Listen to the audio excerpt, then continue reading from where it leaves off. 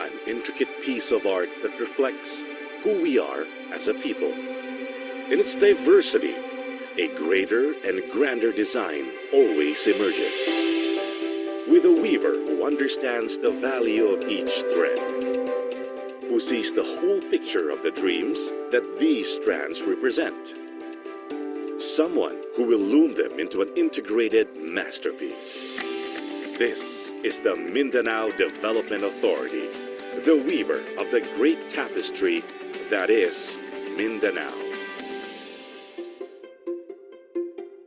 By virtue of Republic Act 9996, the Mindanao Development Authority, or MINDA, coordinates inter-regional and Mindanao-wide initiatives to effect socio-economic development in the island region. Harmonizes programs and projects from government agencies, development partners, and other stakeholders for national prioritization and, when necessary, for presidential intervention. Integrates efforts with a Mindanao-wide perspective, ensuring that plans of respective agencies in the island region are seamlessly connected to the larger Mindanao agenda and national policies. MINDA also implements, whenever allowed and authorized by law, Mindanao-wide inter-regional programs and projects, including Official Development Assistance, or ODA projects. As the Philippine Coordinating Office for Brunei Darussalam, Indonesia, Malaysia, Philippines, East Asian Growth Area, or BIMP-IAGA, MINDA represents and strengthens the participation of the Philippine focus areas for the BIMP-IAGA, which are Mindanao and Palawan. At the helm of directing strategic development approaches to be undertaken by the institution is the Mindanao Development Authority Board of Directors. The Mindanao Development Authority, led by its chairman, aims to create inclusive and sustainable growth throughout the island region. As the overall coordinator for inter-regional development, MINDA will sustain its unwavering commitment in consolidating the island's socio-economic development necessary to achieve long-term peace and security in Mindanao. A development that transcends political and geographical boundaries. A regime of long-term peace and security. A sustainable and uplifted life for every Mindanaoan. Mindanao Development Authority coordinates, harmonizes, integrates, and implements.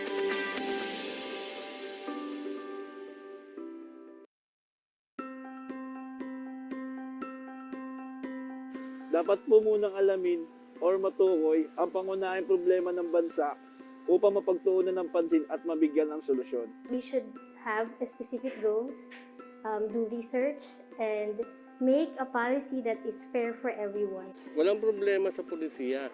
Iayos lang ang pagpapatupad. Bago patubas ang batas, pag-aralan muna gusto ng government. Two things, clarity and execution. Both, you need the communication and monitoring. As simple as that.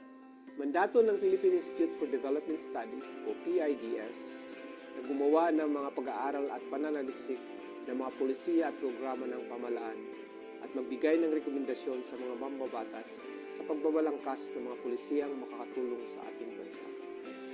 Sinusulong ng aming ahensya ang evidence-based policy making upang bigyan din ng kalagahan ng polisiya na batay sa datos at policy research na sumusuri sa tunay na kalagayan ng ating mga komunidad. Napakahalaga ng policy research, lalo na sa mga panahong dumadaan sa krisis ang ating bansa. Kapag pulisiya ay pinag-aralan, susulong ang bayan.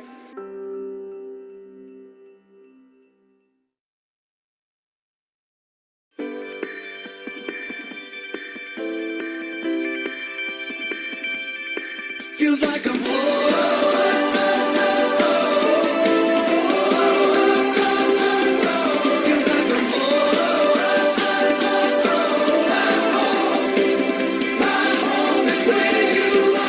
Xavier, there's so much excitement here.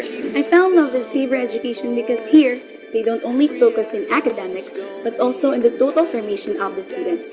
Xavier is future ready. Xavier is family. The campus is always filled with excitement. Because of Xavier Ateneo, I'm confident with my future. I have discovered my sense of purpose. At Xavier Ateneo, I have met family, and with them, I felt home.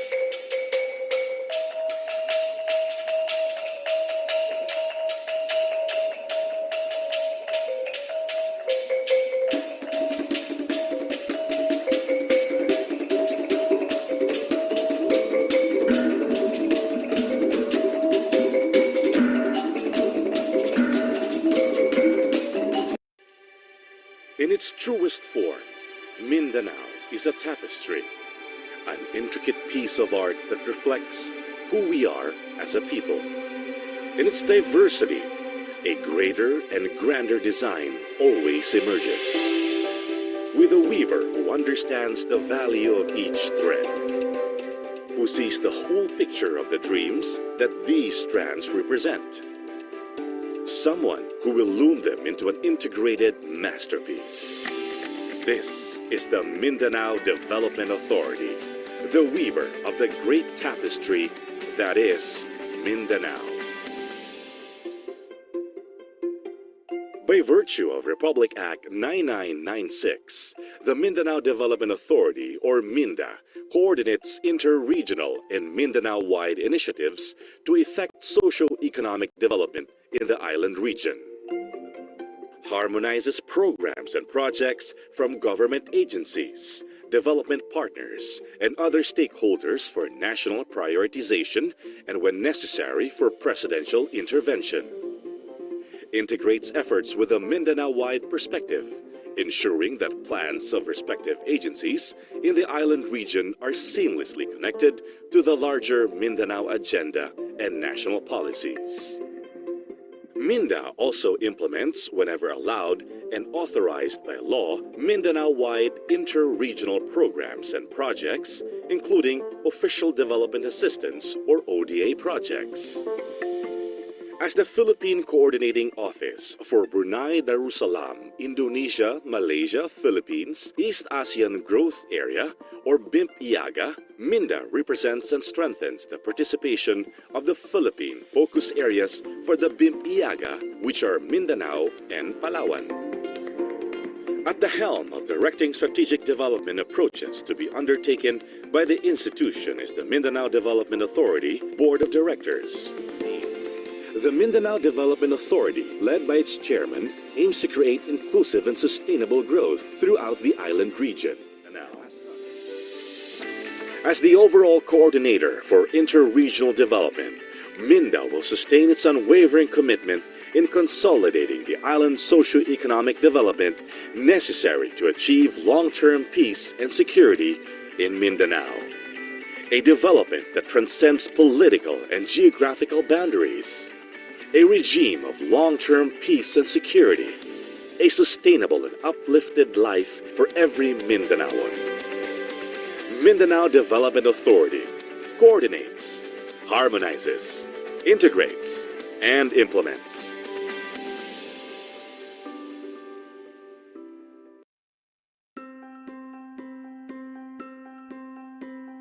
Dapat po munang alamin or matukoy ang pangunahing problema ng bansa upang mapagtuunan ng pansin at mabigyan ng solusyon. We should have specific goals, do research, and make a policy that is fair for everyone. Walang problema sa pulisiya.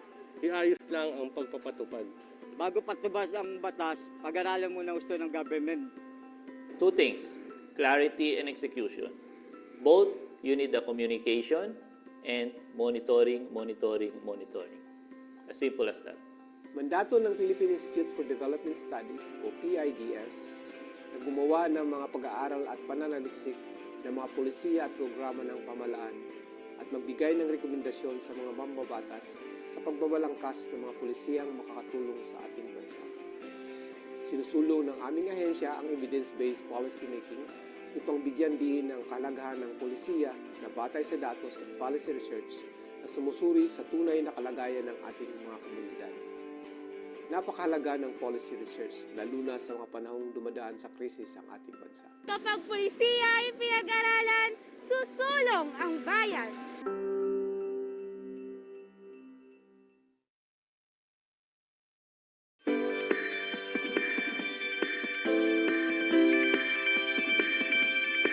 Feels like I'm home.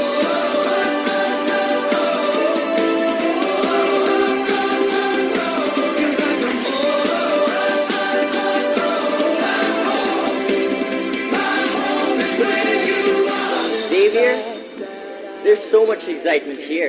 I fell in love with Xavier education because here, they don't only focus in academics, but also in the total formation of the students.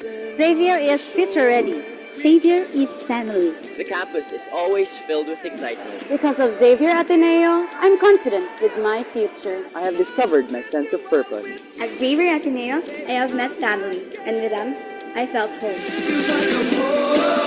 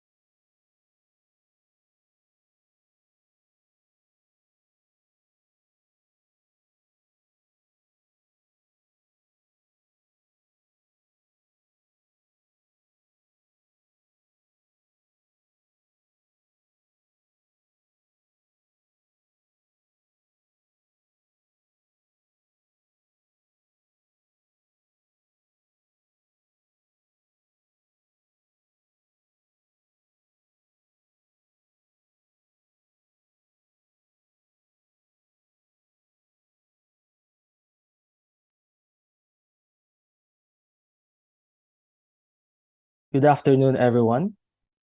As we are about to start the webinar, allow me to read the guidelines for an orderly conduct of this forum. All attendees are muted in order to be considerate and respectful to everyone attending and presenting.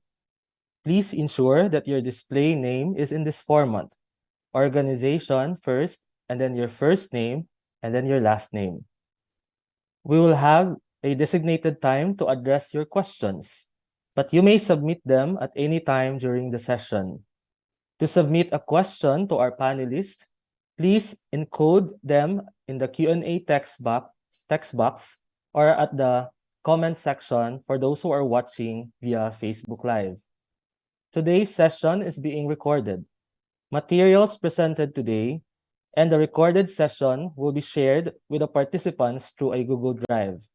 And finally, after you have attended this session, please respond to the session evaluation on the meeting platform.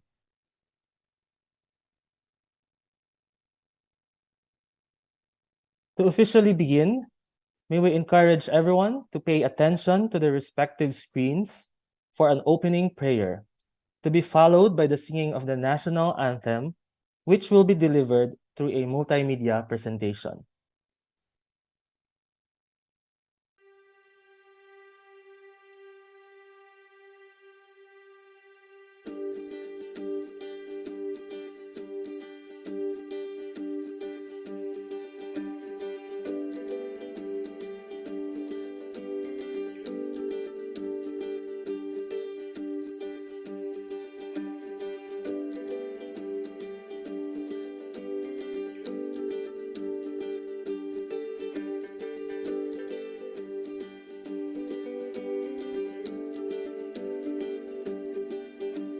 Amay dayha magbabaya, ambrihi sa mga mata day don ho imuha grasya. Inabrihan day sa kanayha kasing-kasing, para madawat day sa ikaw ha gagaw. Inabrihan day sa kanayha, huna-huna para maaha day sa kamatuuran. Inabrihan day sa kanayha nga lagong para kumanta hu kanta hu ikaw hangadan.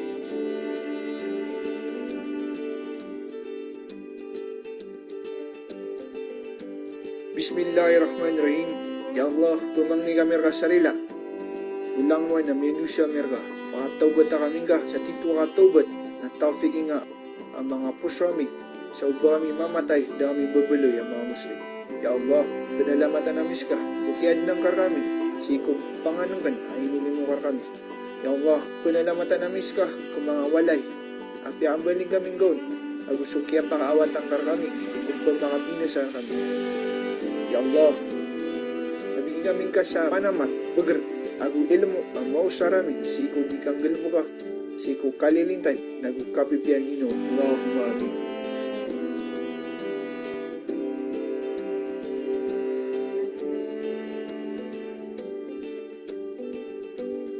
You are our merciful God.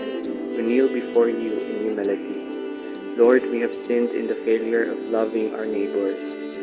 You see through our hearts when we ignore the cries of our friends. You see through our hearts when we allow prejudices to hurt our people. You see through our hearts when we ignore your voice to love one another. God, in your great mercy, please forgive our sins. Help us live a life that glorifies your name, a life that follows your commandments.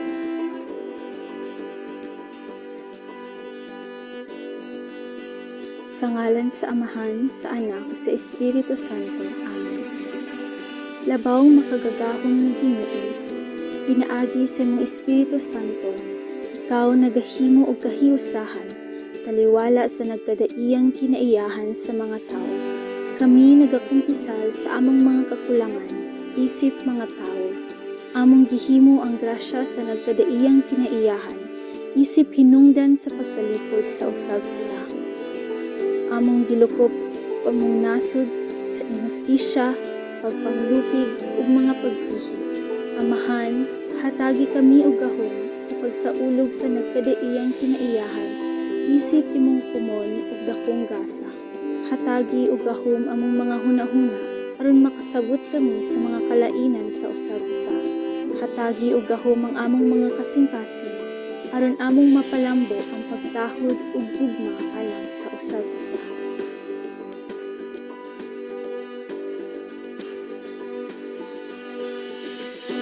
Badang nga ayaha sa magbabayaha naghimo ko kalibutan ho nagkalahi-lahi daw puno ko kinabuhi dumumata kanyo sumtang tangkulkulan taon sa kinabuhi daw sa dangatan tayo.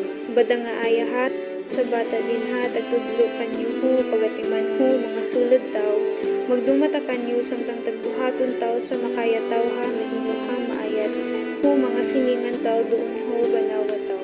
Badang nga ayaha sa espiritu ha nagbungkag ho mga babag daw nagpasiug da ho banuwa dumumata kanyo samtang tagpanigtigahon taw sa kabalaw ho paghimo ho banuwa ha para haw alam.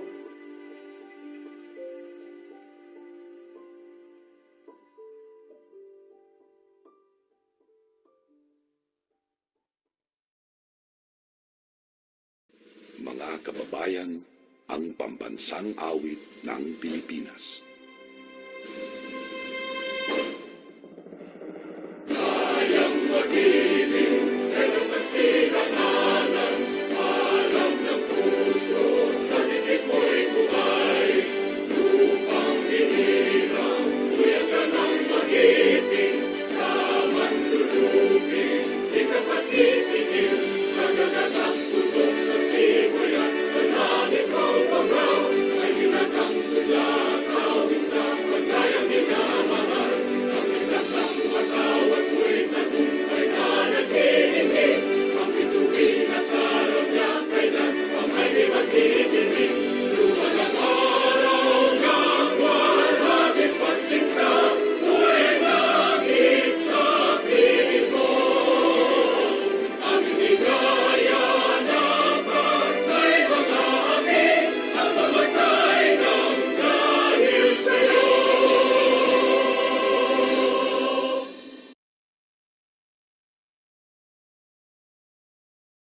Good afternoon once again.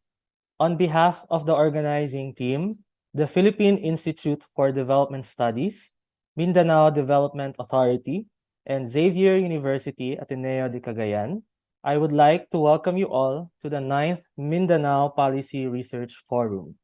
This year's theme is Going Green and Digital for Mindanao's Sustainable and Inclusive Future.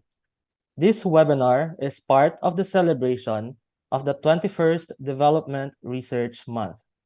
I am Louie Sabal from the Department of Economics of Xavier Ateneo, and I will be your event facilitator. With me is my colleague in the department, Dr. Jerelyn B. Medalla, who will serve as the moderator of the open forum.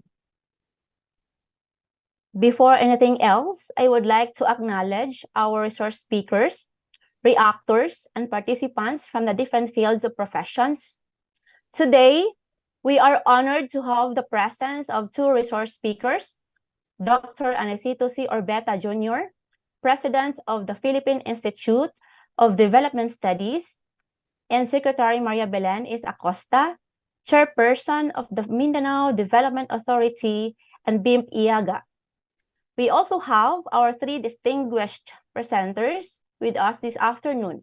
Dr. Francis M. Quimba from the Philippine APIC Study Center Network, Dr. Rogelio C. Golez Jr. from Xavier University Ateneo de Cagayan, and Mr. Kit Detros from the Tech for Good Institute. Additionally, I would like to acknowledge our discussants, Honorable Cheeno Miguel Almario, Representative of the 2nd District of Davao Oriental, Mr. Joselino P. Galicia, the President of Bungao Cable TV Network Incorporated, and Director of the Philippine Cable and Telecommunications Association Incorporated, and Dr. Roy Ponce, the University President of Davao Oriental State University. Welcome everyone to this important event. This webinar offers an avenue for scholars, policymakers, and stakeholders from Mindanao to participate in an evidence-based conversation about the twin transition. which highlights the regional perspectives and the actionable recommendations. To deliver the welcome remarks is an environmentalist who is currently serving as the 15th president and the first Mindanaoan president of Xavier University, Ateneo de Cagayan. He completed his Bachelor of Science in Biology at Ateneo de Davao University. He obtained his 2 master's degrees, namely Master of Science in Environmental Science at the University of the Philippines, Diliman, and Master of Arts in Theology at the Loyola School of Theology at the Ateneo de Manila University. He earned his PhD in Environmental Science at the University of Notre Dame in Australia. Prior to his appointment as president, he also served as director of the university's Marine Center, an environmental science and biology professor, and a research associate and consultant of the Ateneo de Manila University, specializing in environment and marine science resources. Ladies and gentlemen, help me welcome Father Mars P. Tan of the Society of Jesus, President of Xavier University, Ateneo de Cagayan. A virtual applause, please.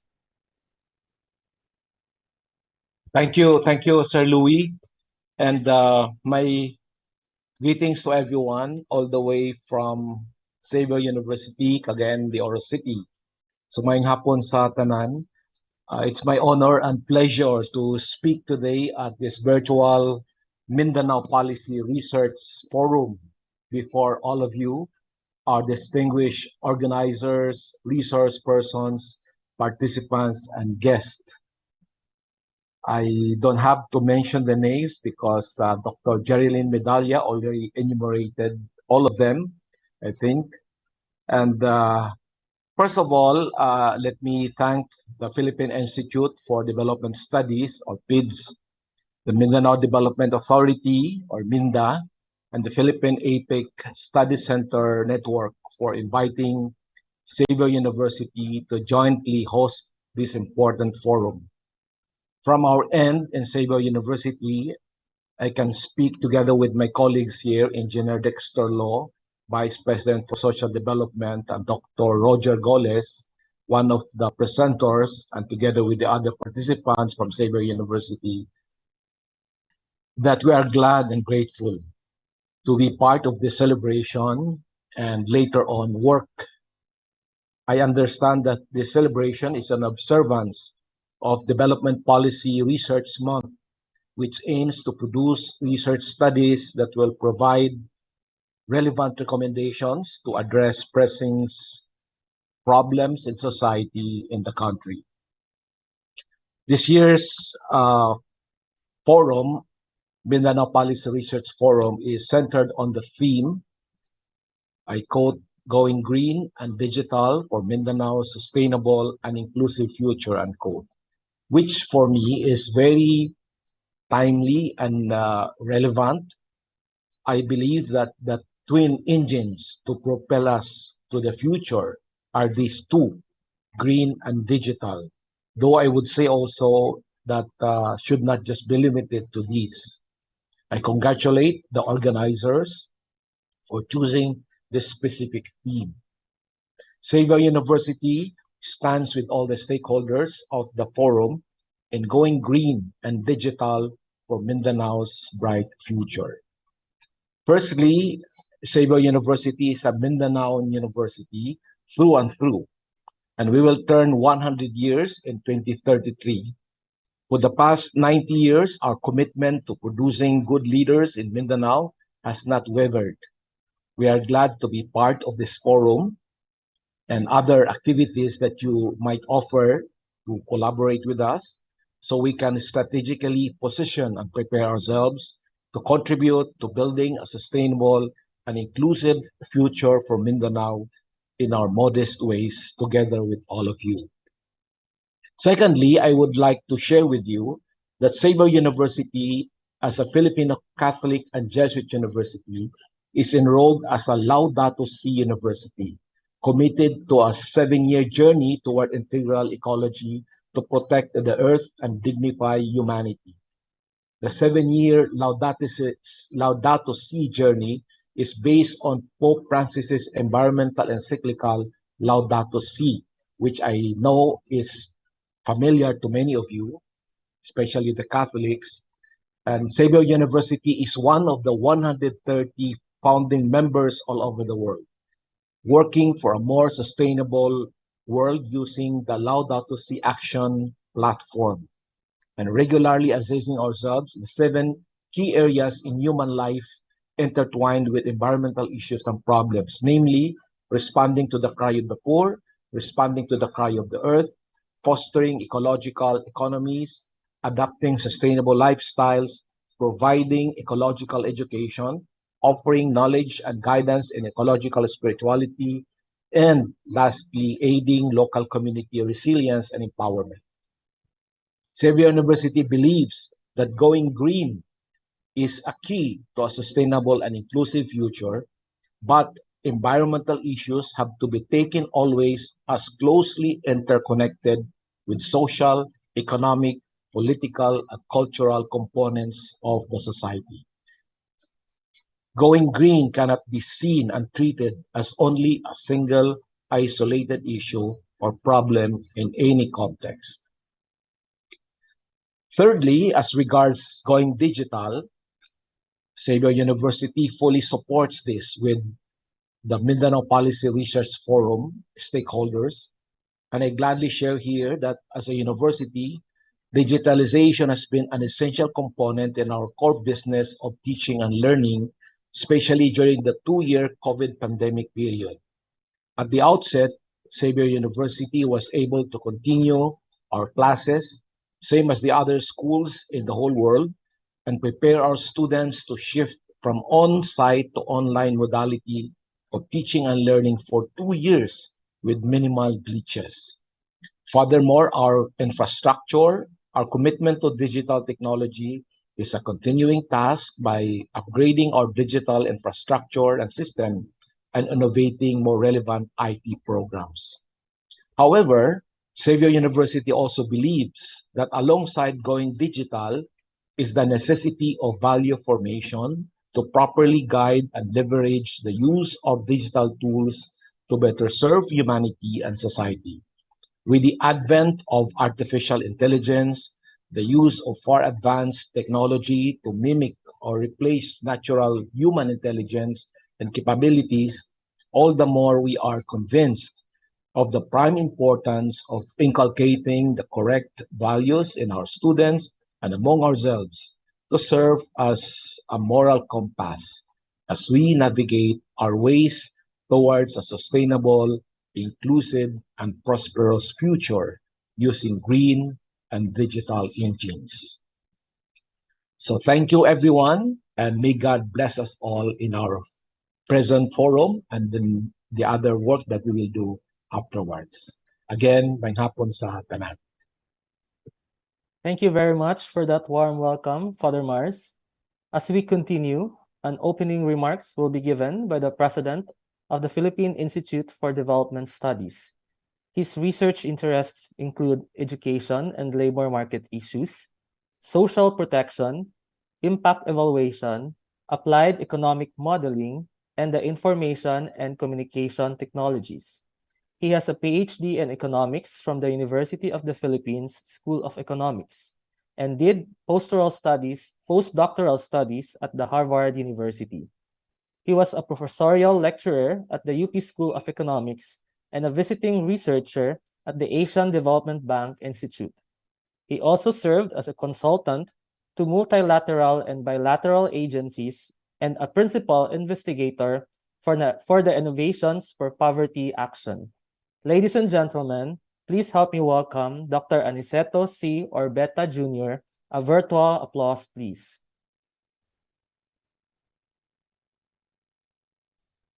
Thank you, Louie. Good afternoon, ladies and gentlemen. Maayong hapon sa tanan, nga kabalo sa sinigburayong Binisaya.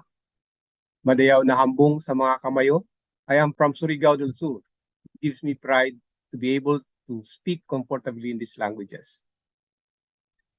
Before I begin, I would like to greet Secretary Maria Belen Acosta of the Mindanao Development Authority, Father Marstan of Xavier University at Ateneo de Cagayan, our 9th Mindanao Policy Research Forum partners. I would also like to acknowledge colleagues from various government agencies, members of the private sector, academia, the business community, civil society, our international partners, and members of the media. Let me also greet our online participants on Zoom and those watching live on Facebook at the PIDS, SERPI, Minda, and Xavier University Facebook pages. For those attending this year's Mindanao Policy Forum, or MPRF, for the first time, this annual forum is a part of our collaboration with Minda, which started in 2015. It is one of the key activities of the Development Policy Research Month, or the PRM, led by PIDS every September, pursuant to Proclamation 247, issued by Malacanang September 22, to promote the importance of policy research, not only among policymakers and government leaders, but also with the broader Filipino community. Today's forum marks our 9th year collaboration with Minda and the University of Mindanao.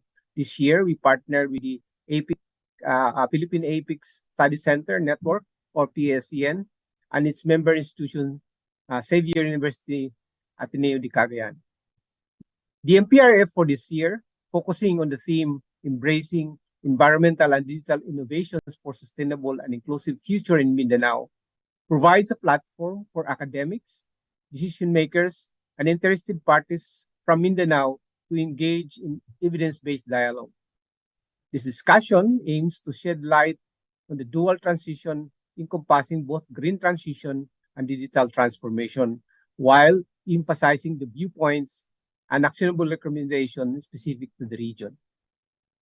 The MPRF theme is aligned with the 21st DPRM theme, Going Green and Digital for a More Sustainable, Inclusive, and Prosperous Future for All. But did you know that Mindanao 2020 Peace and Development Framework Plan had already set its sight on this noble goal, specifically a dynamic, inclusive, and green Mindanao economy that delivers broad and equitable benefits to all Mindanaoans. We are fortunate to witness the rise of Mindanao and fulfill its vision of a land characterized by pluralism, lower poverty incidence, a culture of peace, a vast abundance of resources that together drive steady economic growth, research and development, and stronger citizen-centric and responsive governance. According to the Philippine Statistics Authority's 2022 Gross Domestic Product, or GDP report, Davao Region and the Bangsamoro Autonomous Region of Muslim Mindanao, or BARM, ranked among the second and third among the all regions in terms of contribution to the GDP's agriculture, forestry, and fishing industries. Moreover, 91 local government units, or LGUs, in Mindanao were conferred with the Department of Interior and Local Government's Seal of Good Local Governance Awards in 2022, marking a 3% increase in awardees compared to the previous selection in 2019. This achievement is a testament to how local leaders and public servants are committed to delivering the vision of progress for their respective constituents. Recognized as the nation's land of promise and primary source of agricultural produce, we are convinced that the people of Mindanao have much to gain by adopting environmentally sustainable and digital solutions. This strategy will pave the way for an inclusive and prosperous future for its entire population. To this end, we have extended invitations to academics, decision makers, and key participants to engage in meaningful discussion. The aim is to exchange insights on the challenges, opportunities, and best practices in environmental and digital transformation, thereby setting the stage for an enduring positive change. I want to express my gratitude to our presenters, namely PIDS Senior Research Fellow, Project Director of PSCN, Dr. Francis Quimba, Tech for Good Institute Program Manager Detros, MindaCELLs Project Leader and Xavier University Professor Rogelio Golez Jr. Thank you also for our STEAM discussants who will help enrich our discussions today. We have Honorable Cheeno Miguel Almario, 2nd District representative of Davao Oriental, Davao Oriental State University President Roy Ponce, and Mugao Cable TV Network General Managers Joselino, Galicia. Finally, I appreciate the presence of Mr. John Louie Sabal and Dr. Jerelyn Medalla from Xavier University, who will share their expertise as moderators. We hope that you will eagerly join the discussion so that we can collectively paint a brighter, sustainable, and inclusive future for Mindanao and our country. Let us work together to leverage the power of green and digital technologies to drive economic growth and social progress. Thank you and a pleasant afternoon to all. Back to you, Louie. Thank you so much for that inspiring message, Dr. Orbeta. Before we proceed with today's inputs, let us first have a group picture together with Father Mars, Dr. Orbeta, our resource speakers and discussants. May I request everyone to please turn on your respective cameras for a photo opportunity. Okay, maybe at my cue, at the count of 3. 1, 2, 3, smile. Yan. Another round pa ba? Oh, maybe another round. Okay. One last thing. 1, 2, 3, smile. All right. Thank you very much for your participation. At this juncture, we will now proceed to the gist of this webinar. There will be 3 resource speakers who will each discuss their respective studies relating to this year's theme of Going Green and Digital for Mindanao's Sustainable and Inclusive Future. Just a gentle reminder that all your questions, further discussions, and queries will be entertained at the end of the third and final discussions. But you can start sending your questions through the Zoom chat box or at the comment section for those who are watching via Facebook Live. As you share your thoughts, kindly indicate your name and the organization you are representing. We will read out loud your queries and thoughts during the open forum. Let us give first the 3 resource speakers the chance to discuss, hear out the insights of our invited discussants from the government, the academe, and the private sector. Finally, allow me to introduce the first resource speaker. He is a senior research fellow at the Philippine Institute for Development Studies and director of the Philippine APEC Study Center Network. With expertise in agriculture, trade, and rural development, his current focus centers on local firms' innovation activity. He holds a master's in international development from the International University of Japan and earned his second MA and PhD in development economics from the National Graduate Institute for Policy Studies in Tokyo, Japan. He will discuss his research paper titled Managing the Twin Transition Toward Sustainable Development. Ladies and gentlemen, a virtual applause to Dr. Francis Mark Quimba. Thank you, Louie. Can you hear me? Am I coming in clear? Yes, sir. Thank you. Secretary Maria Belen Acosta, Chairperson of Mindanao Development Authority. Honorable Almario, Representative of the 2nd District of Davao Oriental. Father Marstan of the Society of Jesus, President of Xavier Ateneo University. And Dr. Roy Ponce, University President of Davao Oriental State University, and Dr. Orbeta, the President of PIDS. Good afternoon. Allow me to present, as mentioned, the paper as the representative of the authors of this paper, which proposed this topic to be the theme of the Development Policy Research Month. In the next slide, we are presenting the 2 forces. The world is undergoing a green transition. Faced with the issues related to climate change and disaster resilience, countries have agreed to collectively respond to the challenge of climate change. In the 2021 Glasgow Climate Pact, more commonly referred to as COP26, countries have dedicated the 2020 to 2030 as a decade for climate action and support, with the goal of reducing emissions and capping the global average temperature rise to 1.5 degrees. As countries have adopted their national policies, with the 2030 Agenda for Sustainable Development, they have also engaged in a gradual transition to green economies.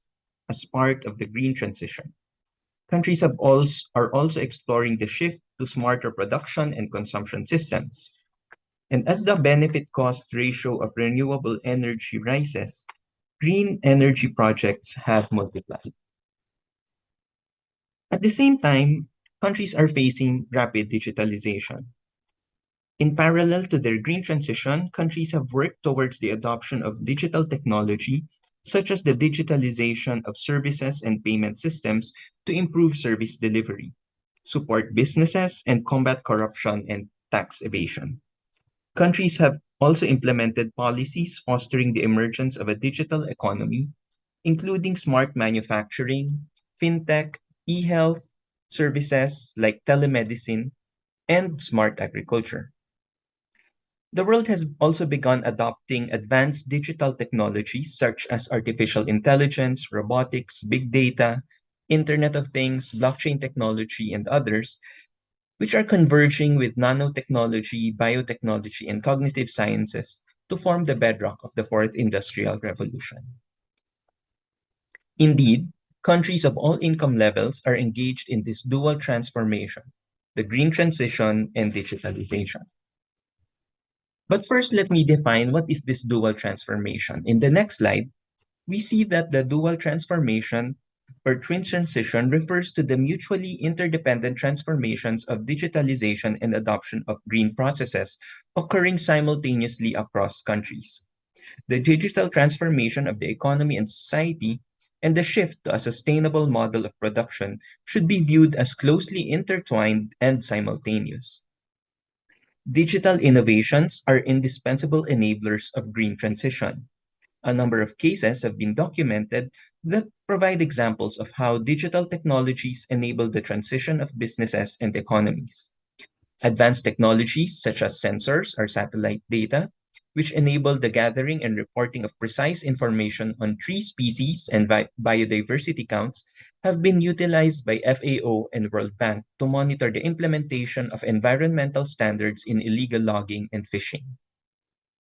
Another example, documented by Bangina et al. In 2020, illustrate the importance of the global positioning systems, IoT, and sensors in analyzing global supply chains and identifying areas for reducing emissions.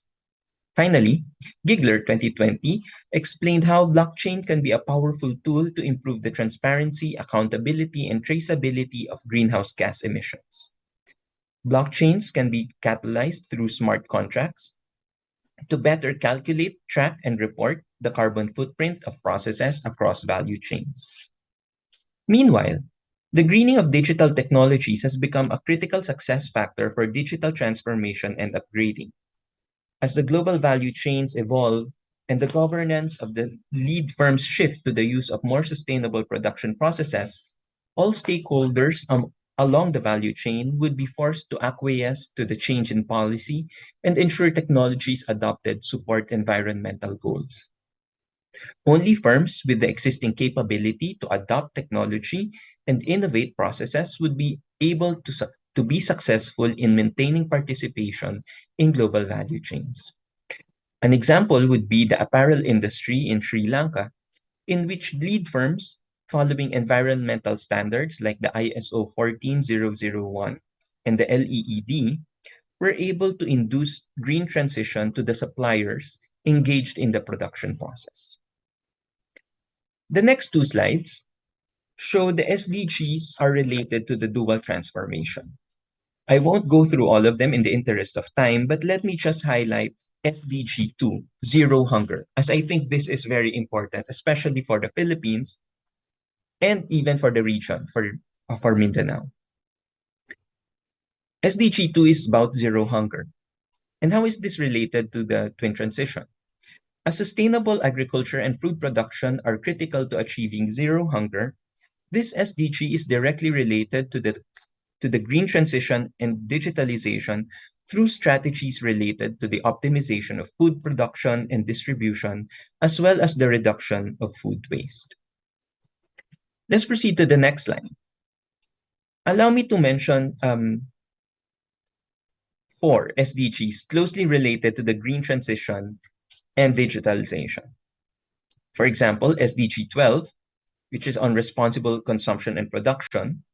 This SDG is closely linked to the green transition as it focuses on promoting sustainable consumption and production patterns. Achieving this goal requires the optimization of resource use, the reduction of waste and emissions, and the promotion of a sustainable production process. Another would be SDG 13 on climate action. This SDG is directly related to the green transition as it focuses on taking urgent action to combat climate change and its impacts. Achieving this goal requires the reduction of greenhouse gas emissions and the promotion of renewable energy sources. Finally, SDG 15, Life on Land. The promotion of sustainable land use practices that supports the conservation of biodiversity and natural ecosystems, including the reduction of deforestation, land degradation, and soil erosion, makes this SDG related to the green transition. Digital transformation is related to the use of the digital technologies to support the monitoring and management of natural resources, including the promotion of sustainable agriculture and the restoration of the degraded ecosystems. So what these 2 slides really do show is that the twin transition is related directly or indirectly to the achievement of the SDGs, to which we are all striving to accomplish. Recognizing the emerging, next slide please. Recognizing the emerging global and regional trends pushing the Philippines towards this dual transformation, the Philippine Development Plan has identified strategies related to this dual transformation.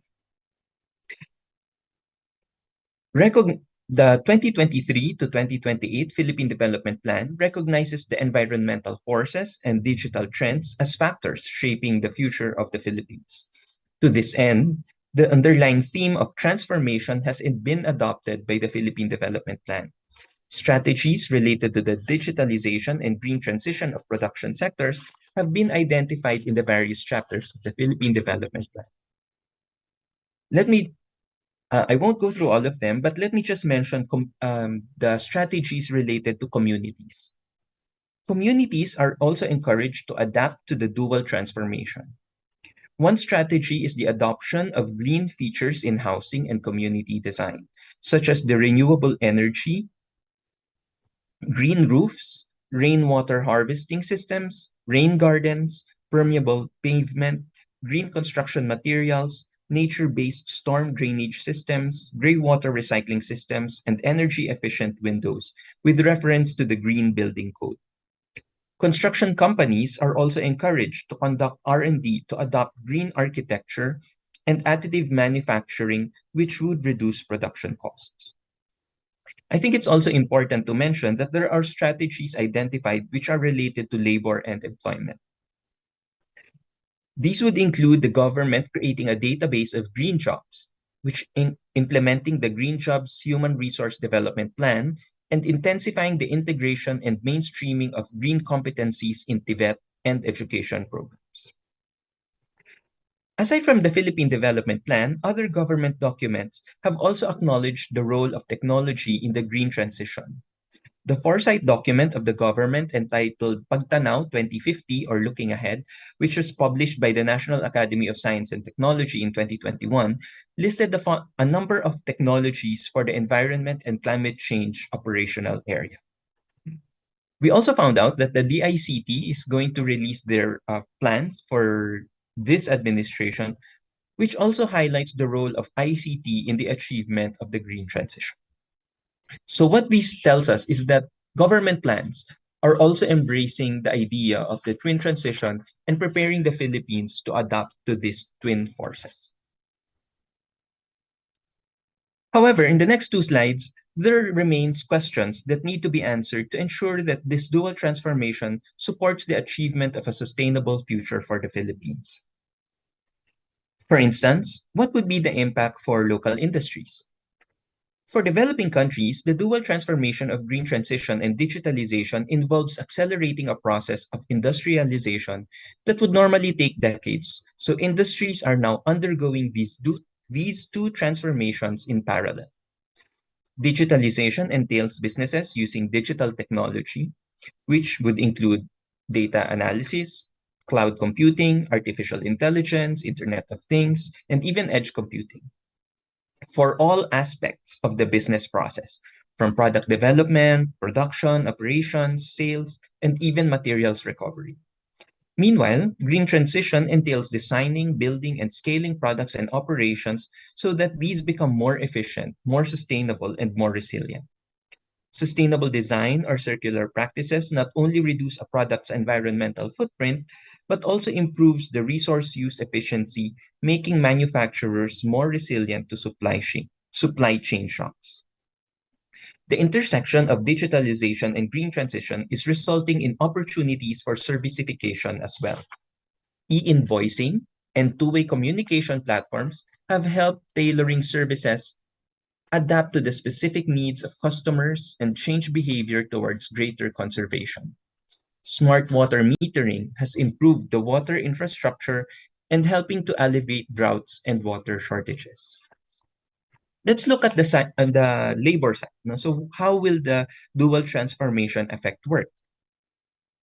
Nations across the globe are facing enormous challenges to adapt and anticipate the skills needed by labor markets due to the green transition and digital transformation. New technologies and innovations in green energy and sustainable practices require not only the development of new skills and updating of new ones due to the transformation of existing professions. According to a number of studies, one of which is LinkedIn in 2023, one of the biggest challenges to achieving the green transition and digital transformation is the lack of skilled workers. The scoping study that they conducted analyzed the current trajectory of green skills. Green skills growth in the labor market and found that the human capital needed to meet sustainability targets are insufficient. While more workers are transitioning into green and greening jobs than those who are leaving, the total number of workers transitioning into those jobs are still really low. The transition to the green economy and increased use of digital technologies will require new skill sets and competencies, which are currently in short supply in developing countries. So what are these skill sets? Examples and these skill sets and competencies related to the dual transformation include digital literacy, data analysis, understanding of renewable energy, sustainable design, project management, adaptability, communication skills, and green entrepreneurship. How the green transition will result in the loss of jobs in the non-green or the brown activities is also a major concern. Workers engaged, for example, in fossil fuel extraction, production of single-use plastics, or those industries which are high greenhouse gas emitting are particularly at risk as they are the first ones affected by climate policies and regulations. Workers and trainees in other sectors will be affected eventually as the whole economy's decarbonization plan expands. The next slide talks about what is happening outside, so trade and investment. So the dual transformation, could you go back to 16? Okay, please, thank you. Will disrupt international value chains in 4 stages. So first, it will lead to changes in our consumption, our consumer behavior and demand preferences. This will also lead to changing the demand for less resource-intensive and more environmentally friendly products and services. Second, these changes in consumption would be enforced in the value chain through various types of new designs, standards, and specifications. Third, changes in the governance regime of the value chain will create green entry barriers and green windows of opportunities. On the one hand, green entry barriers are created because governance patterns arising from the greening may translate into new constraints in meeting these requirements for suppliers, making the global value chains more difficult or forcing them to exit. On the other hand, windows of opportunities exist for certain suppliers who can develop sustainability capabilities, leveraging them to their advantage. Finally, firms would undergo various innovations to reduce their ecological footprint. Given this, digital platforms and certification, which have been important factors in facilitating global value chains through an intensified flow of intermediate inputs across global value chain segments, would be affected by the dual transformation. One direct impact would be the development of new tasks related to green transition facilitated by digital technology. Digital platforms have become another governance avenue that have the capability of facilitating the greening of firms and their production processes. In the next slide, we look at the role of science and technology in the dual transformation. The increasing use of AI and other advanced technologies presents both opportunities and challenges. While AI has the potential to revolutionize many industries and improve efficiency, it also raises concerns about job displacement, privacy, and ethical use. For this dual transformation to support the achievement of a sustainable future, countries will need to raise their commitment to science, technology, and innovation, including research and development. Recent UNESCO figures show that the advanced economies still accounts for a majority of research expenditure, researchers, publications, and patents. Although research expenditure rose in the most regions, international regions, between 2014 and 2018, 80% of countries still invest less than 1% of GDP in R&D. In some cases, researcher population has risen faster than related expenditure, leaving less funding available to each researcher. I've mentioned earlier AI, so now let us focus a little bit more on this new technology, which is artificial intelligence. Next slide, please. Artificial intelligence refers to the use of big data in machines programmed to simulate human intelligence. Computer scientists have taken another step to automate AI in a process called machine learning, a subset of AI where computer intelligence automatically learns from experience without being explicitly programmed. They even took it one step further to make computer systems solve complex problems in the process called deep learning. And this is a subset of machine learning where artificial neural networks inspired by the human brain learn from large amounts of data and use that information to solve complex problems, even when using a data set that is very diverse, unstructured, and interconnected. But why do we need to care about AI? AI may have transformational impact by helping countries unlock the power of innovation. And zeroing in on the domestic economy, investing in AI benefits companies in a number of ways: increased speed of production, reduction of cost, improving understanding complex processes, transforming engagements, and sometimes even fortifying trust. But there are negative consequences. AI and other technologies risk the widening of gap between rich and poor countries by shifting more investment to advanced economies where automation is already established. A recent article by The Economist shows that 80% of Americans would have at least 10% of their work tasks done by AI tools. For some workers, it can be as high as 50% of their work tasks, without loss in quality. So these workers belong to industries which rely heavily on programming and writing skills, such as legal services, financial and insurance services. Telemarketers could be made redundant as well, which teachers, especially those in languages, history, and literature, are next in line. There is, however, some glimmer of hope, as jobs that need essential human qualities such as empathy and charisma have been overlooked by these studies. So AI tools will need handlers, which may end up creating new jobs. In the next slide, we look at the opportunities and challenges of artificial intelligence in this dual transition. So how can the country prepare for the advent of AI? The country can draw lessons from legacy companies and their AI journey. So sub-suggestions would include formulating a clear set of ideas and principles about what they want to accomplish through AI. Begin by investing in data and analytics, preparing an IT architecture, and enabling integration of AI with the workflow of government agencies. Finally, let us look at the role of government. And let me end. This is going to be my last slide. I want to talk about the role of government because this is a forum that has a lot of, hopefully a lot of local governments listening. So I want to encourage them to think about their environment and their areas of expertise. And this framework by Gigler and Microsoft in 2023 allows us to assess the 4 stages of dual transformation for governments.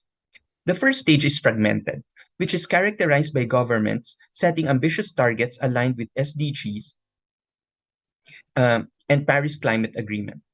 However, detailed plans have not been laid out, and there is a lack of standardization for incorporating climate and environmental risks into the strategic plan. In this stage, governmental action is tied to addressing regulatory failures and disaster response rather than a proactive resilience and adaptation planning. Let me skip the 2 in between and let me just talk about the last one, because I think this is the one where we really want to be, the transform. So at this stage, sustainability concepts are already embedded within government departments, and a culture of sustainability emerges across its core services and across stakeholders. This results in inclusive, climate-first policy making, and senior leaders are engaged in overall planning and implementation of green technologies. They play a key role in communicating the benefits and the vision for government sustainability journey. Governments can walk the talk by adopting policies to counter the environmental impacts of their own operations. So I encourage everyone to let us try to work to be a transformed government that already incorporates the twin transition in our daily life. So let me end here, and thank you very much for your attention. Thank you so much, Dr. Quimba, for the informative sharing of your paper and for the input about the transition to a more sustainable and environmentally responsible mode of development, and the transition to an inclusive and equitable economic growth model. This concept underscores the need to manage both aspects concurrently, as they are interconnected and essential for achieving long-term sustainability in economic, social, and environmental terms. Before we proceed to the next resource speaker, allow me to present the Certificate of Recognition to our guest speaker. Let me read the contents of the certificate. Certificate of Recognition is awarded to Dr. Francis Mark A. Quimba for imparting his knowledge and expertise as a presenter during the 9th Mindanao Policy Research Forum, a learning session with the theme Going Green and Digital for Mindanao's Sustainable and Inclusive Future, organized by Minda, PIDS, PASCN, and Xavier Ateneo, held on September 28, 2023 via Zoom. Signed by Secretary Maria Belen S. Acosta, Chairperson of the Mindanao Development Authority, Dr. Aniceto C. Orbeta Jr., President of the Philippine Institute for Development Studies, and Chairperson of the Philippine Apex Study Center Network, and Father Mars Pitan of the Society of Jesus, President Xavier Ateneo. Let's give Dr. Quimba a round of applause. Thank you, sir.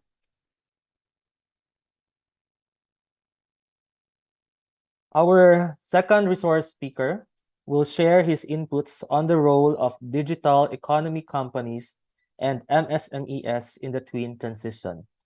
He is a program manager at the Tech for Good Institute, specializing in cyber resilience and digital economy policy studies. With nearly a decade of experience in government affairs, policy research, and government and stakeholder engagement, he actively participates in regional and international discussions. Previously, he served as a digital economy specialist at the United States Embassy in Manila, coordinating the U.S.-Philippine Joint Cybersecurity Working Group from 2016 to 2020. He also worked as a research specialist at the Philippine Institute for Development Studies. He holds a master's degree in international affairs from the National University of Singapore and a BA in political science from the University of the Philippines, Manila. Friends, let us welcome Mr. Keith Detros. Thank you so much, Louie. I hope you can hear me. I would like to greet first and acknowledge Dr. Aniceto Orbeta, President of the Philippine Institute for Development Studies, Father Mars Tan, President of the Xavier University, and Secretary Maria Belen Acosta of the Mindanao Development Authority. To also my fellow presenters, Dr. Quimba and Dr. Golez, as well as the discussants later, Honorable Miguel Almario, Dr. Ponce, and Mr. Galicia. Maayong hapon sa inyong tanan. And hello from Singapore. It is a pleasure to be able to share my thoughts today at the 9th Mindanao Policy Research Forum. Again, my name is Keith Detros. I am the program lead of the Tech for Good Institute. Maybe just a little background about the Institute. The Tech for Good Institute is a nonprofit entity founded in 2021. So we're young and we are seed funded by Grab. We are a young organization, almost just 2 years old. The Tech for Good Institute's mission, or TFGI's mission is to contribute to the development, adoption, and governance of digital technology and technology-enabled businesses or business models, so that the promise of digital solutions may be leveraged to advance inclusive, sustainable growth for Southeast Asia. I'm very grateful again to PIDS, Minda, Philippine APEC Study Center Network, and the Xavier University for the invitation. The mission of this conference aligns with TFGI's mission to raise understanding as well as create platforms for conversation on governance issues that contributes to the sustainable development, especially through research. On a personal level, however, this is also a full circle moment for me. While my institute is based in Singapore, I've worked before as a young researcher with PIDS, and I came from a humble town in Mintal, Davao City, and it is definitely an honor to be able to contribute to the discussion on how we can manage the twin transition in Mindanao for an inclusive growth. My topic today is actually a combination of the several studies within the Tech for Good Institute. I do invite you to visit our website to check some of our studies. While they are regional in scope, they also have country studies that may be relevant to the Philippines. One of the studies here is that we gauged what impact means to Southeast Asia for digital economy companies for Southeast Asia. As well, this was a study by surveying around 400 digital economy companies and how do they measure their technologies, their impact to society. And another one is the Tech for Growth to Tech for Good study, where it was qualitative in nature, and we gathered around 130 policymakers from all of Southeast Asia to discuss what is the next phase of growth for the region. And my presentation will try to discuss the role of MSMEs in digital economy companies from a regional context, but at the same time lowering down to the Philippine context, and where applicable, we can also look at Mindanao. But let's set the stage first. Next slide, please. So across the region, digitalization continues to be one of the key megatrends of this decade. I think Dr. Francis Quimba also alluded to this one earlier. And the digital decade is what they call where we are living now. And this is true for Southeast Asia and the Philippines in particular. It is expected that technology will continue to have a tremendous impact in driving the development. And this can be seen from the rapid growth of the region's digital economy. So for example, Southeast Asia's 6 economies, which is Indonesia, Malaysia, Singapore, the Philippines, Thailand, and Vietnam, in total, they're expected to reach around $1 trillion by 2030. And there are several reasons why this is the case. First, we are increasingly becoming a mobile-first population. So today, mobile devices are becoming the main gateways for digital products and services for Southeast Asia. It is estimated that around 88% of internet users in the region across Southeast Asia 6 are smartphone users.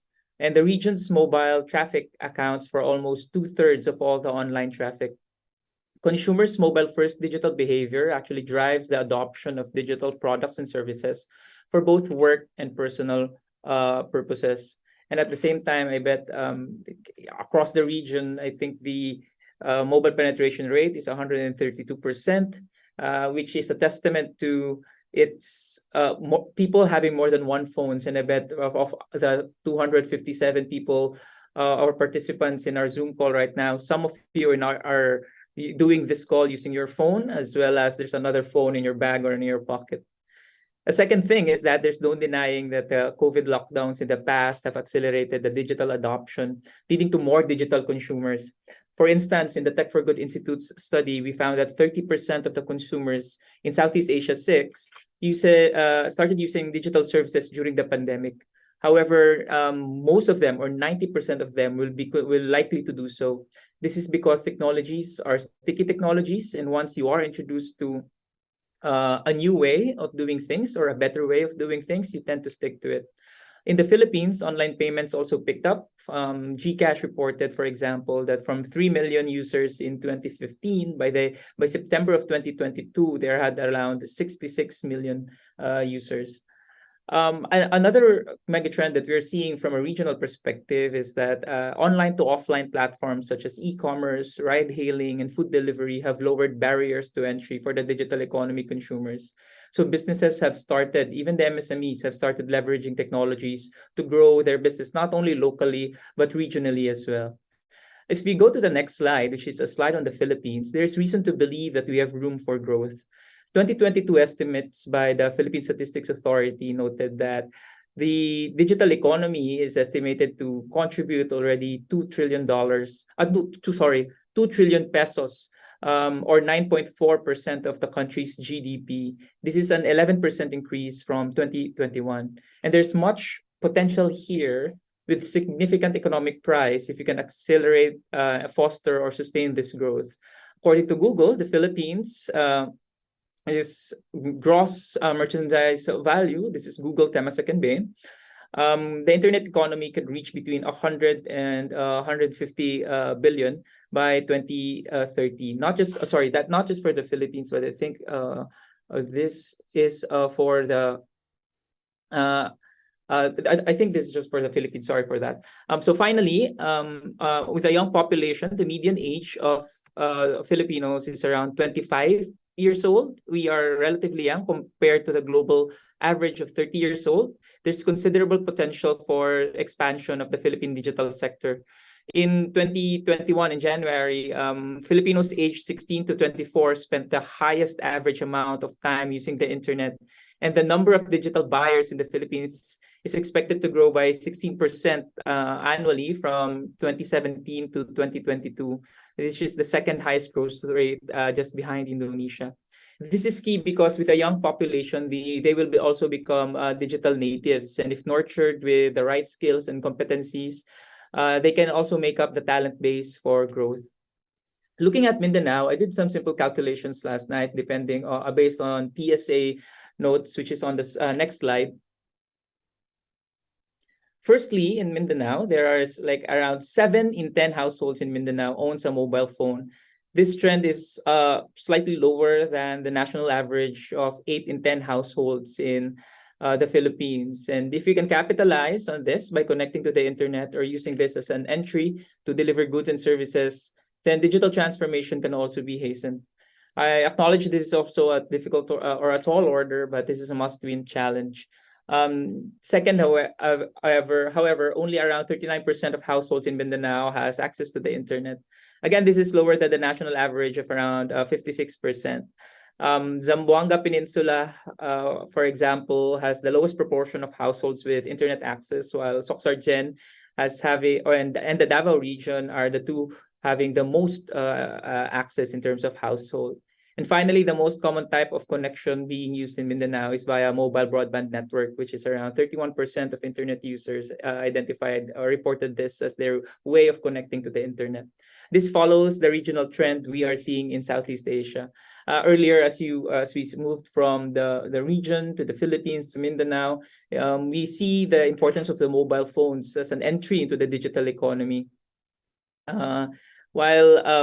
However, there are still challenges remain, especially for the entire region or the entire island.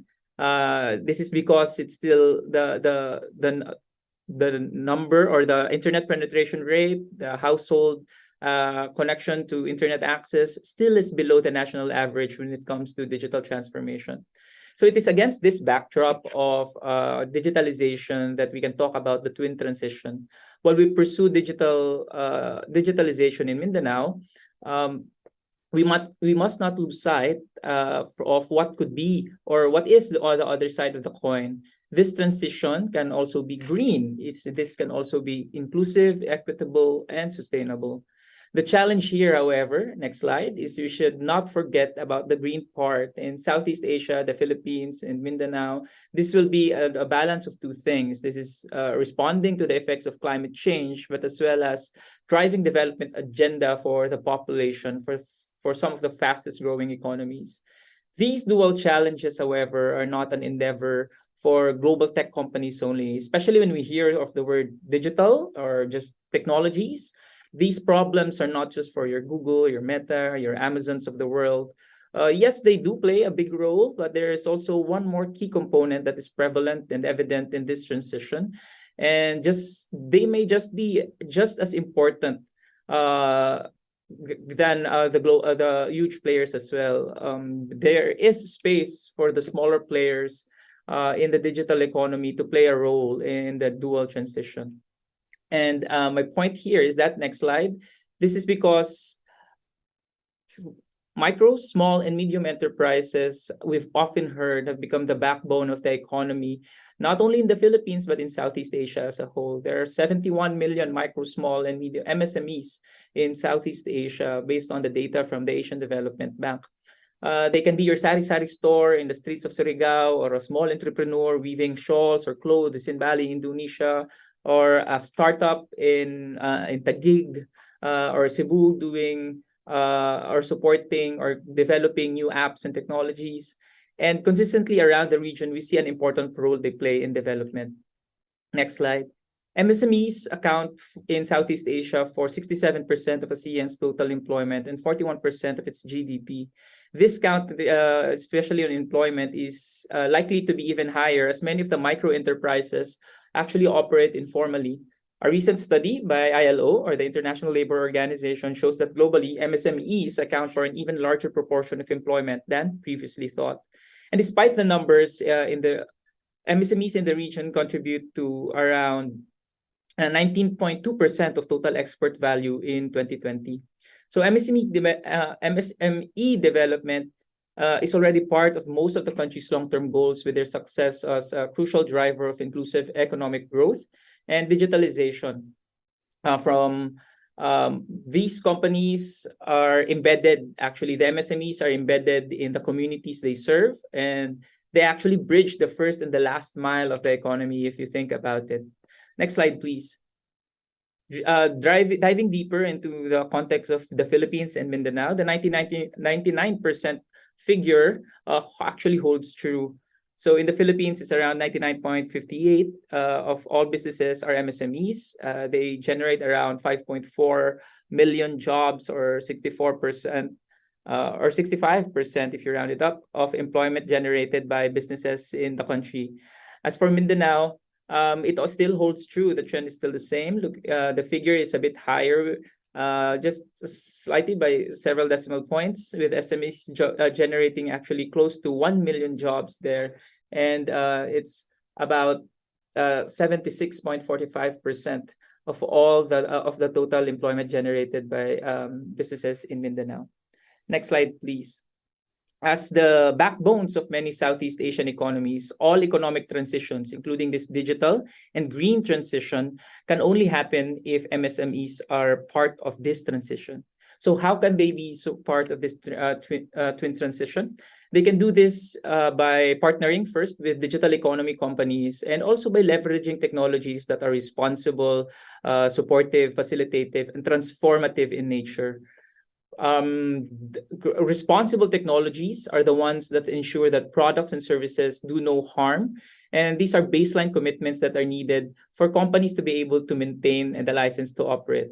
Another kind of technology is the facilitative technologies, are the ones that actively prevents harm.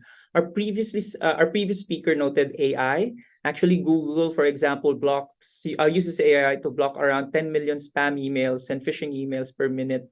And the same sensors in the Internet of Things and predictive AI models that is transforming agri-tech have greatly improved disaster protection and management as well. So as an example of some other facilitative technologies, the Taal volcano in the Philippines erupted in 2020, and authorities were able to give enough warning to evacuate people as well. And similar technologies can also be used by MSMEs to have some impact to society.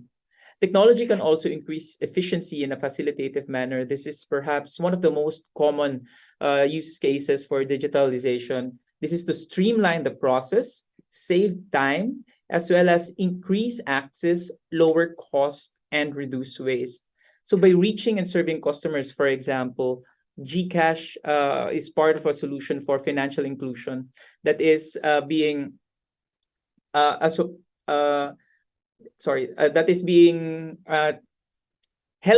unbanked and underbanked. So for the Tech for Good Institute, for example, we found that 70% of digital lending users had previously been unable to secure financing from banks and other lenders. And these digital financial services are also able to create new products that meet the needs of the previously underserved segments.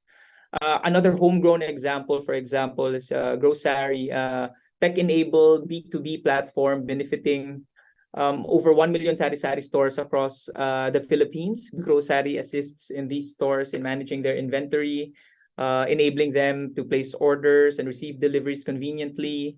They can also build campaigns and strategies, and they allow the platform also allows the stores to provide digital services like bills payment and all.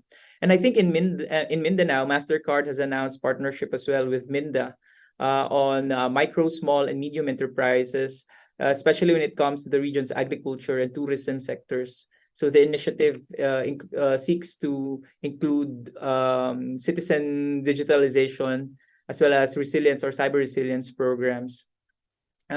One other examples that I can think of here is in Vietnam, for example. There's a startup called Mimosa Tech, which employs an internet-connected system or Internet of Things to help smallholder farmers have yield more effectively and sustainably. So they place moisture, temperature, precipitation, and wind sensors on the farms, and Mimosa Tech is able to generate irrigation recommendations in real time and sending these updates to farmers via smartphone apps. In Indonesia, again, for example, there's also a startup called eFisheries. They focus on aquaculture intelligence. Traditionally underserved due to the lack of scale, over 30,000 MSMEs farmers have now benefited from eFisheries, affordable vibration-based smart feeders. So these smart feeders actually help the farmers detect when the fish is hungry, and then they optimize the feeds, and they reduce the time, the labor, and most importantly, the feed cost as well as the waste, which is good for the environment. They minimize the water pollution. And even on a more ambitious scale, innovation can also drive transformative impact. One example of which here is that we need to think of new ways to be able to solve intractable problems.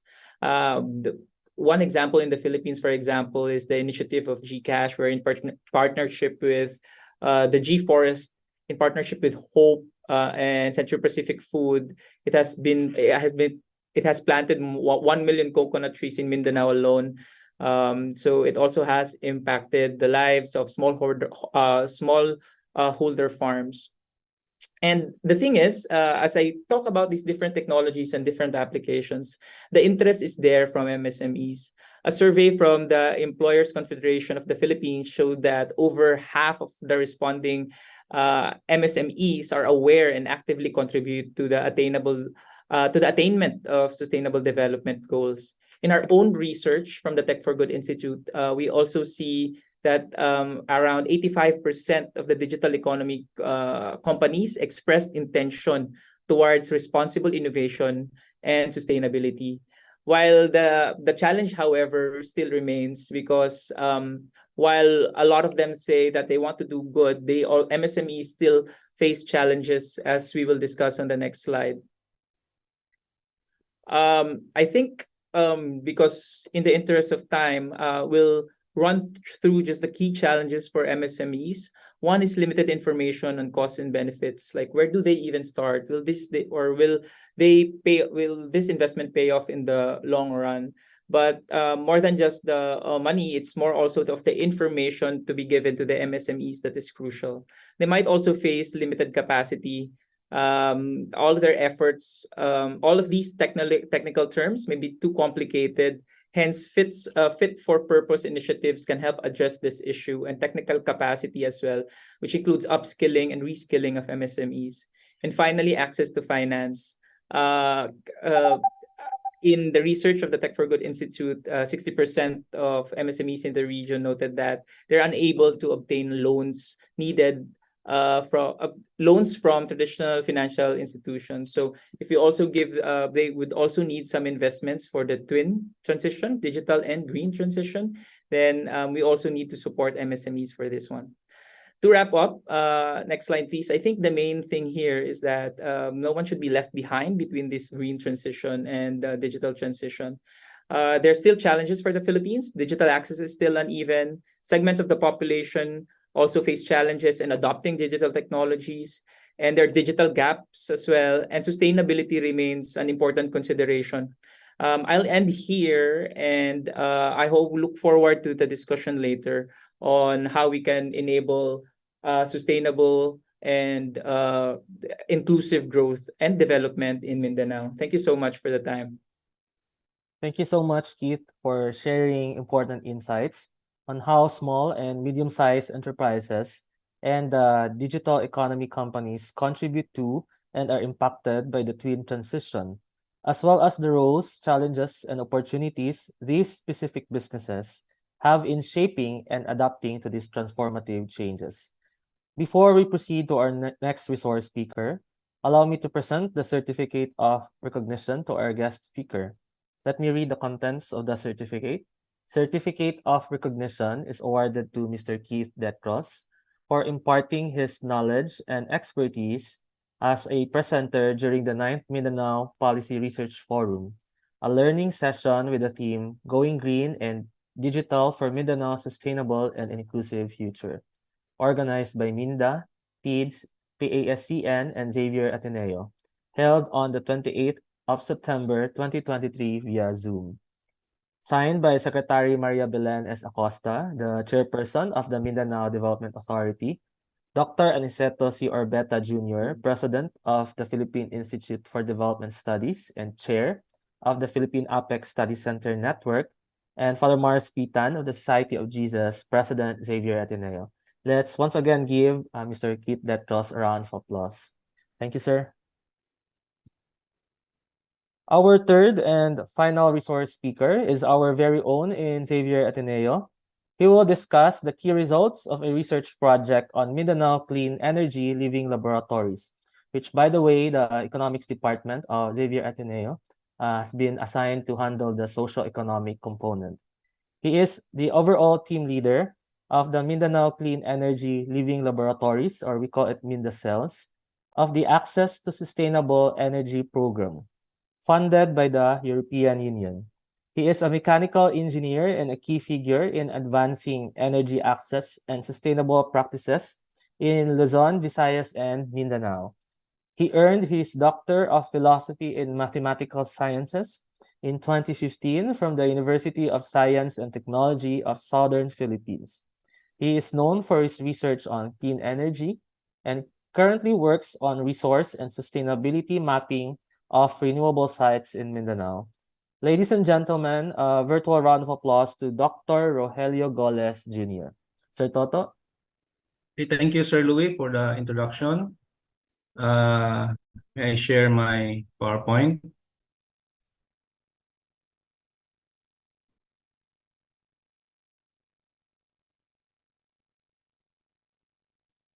Okay, can you see my PowerPoint? Yes, sir. Okay, can you hear me clearly? Loud and clear, sir.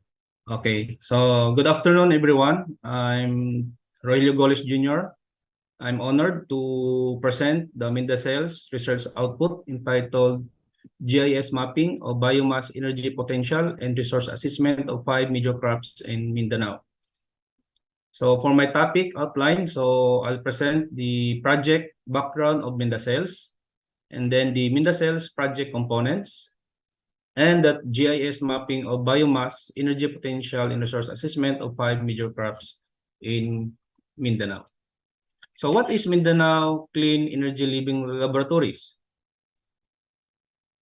MindaCELLs focuses on the development of a sustainable knowledge management system for more relevant policy making and program interventions in relation to sustainable, low carbon, renewable energy, efficiency of energy systems, and energy access. The Mindanao Clean Energy Living Laboratories project is expected to advance understanding the context of Mindanao so that the challenges and opportunities for low carbon, renewable energy development, energy efficiency, and energy access are identified and analyzed. Access to Sustainable Energy Program, Clean Energy Living Laboratories, or ASEPCEL, is our main research program, which is a think tank funded by the European Union. It is being implemented by Ateneo School of Government and in partnership with Manila Observatory, International Council of Local Environment Initiatives, Local Governments for Sustainability Southeast Asia Secretariat, Xavier University, and University of San Carlos. The general objective of the project is to increase the awareness and knowledge on rural electrification, energy efficiency, and renewable energy through the creation of the National Center of Excellence for Sustainable Energy for All. And the Sustainable Development Goal is DG number 7. For the Luzon cell, this was headed by Ateneo de Manila University. And for the Visayas cell, headed by University of San Carlos, and for Mindanao cell, headed by Xavier University. The main benefits of this project will be understanding the factors that drive the energy market at the local government level, and assessment of an optimal mix of energy generation technologies in terms of energy security. MindaCELLs project have components, 3 components. So for component number 1, this is for GIS mapping and its EVR. For component 2, socioeconomic profiling and case studies. And component 3 is algorithm modeling and optimization for hybrid renewable energy sources. And also the creation of energy transition and sustainability hub at Xavier University. The overall strategy of this project consists of bringing together small groups of researchers, subject matter experts, and stakeholders in a variety of activities. Activities will primarily focus on the analysis of key aspects of the current and future fossil-based and renewable energy supply chains, combined with population, urbanization, hydrologic, topographic, and surface meteorological characteristics of Mindanao. So for component 1, this is for the GIS mapping and its EVR. So the effort will be spent in identifying relevant secondary data sources related to each of the fossil-based and renewable energy sectors. Data on the locations of renewable like hydro, solar, wind, biomass, geothermal installations will also be collected, mapped, and analyzed. A data bank will be formed from which information will be culled and used to map the characteristics and to profile the energy status of Mindanao vis-a-vis the energy efficiency of and energy access to fossil-based and renewable energy. So for the GIS mapping of biomass, energy potential, and resource assessment on 5 major crops in Mindanao.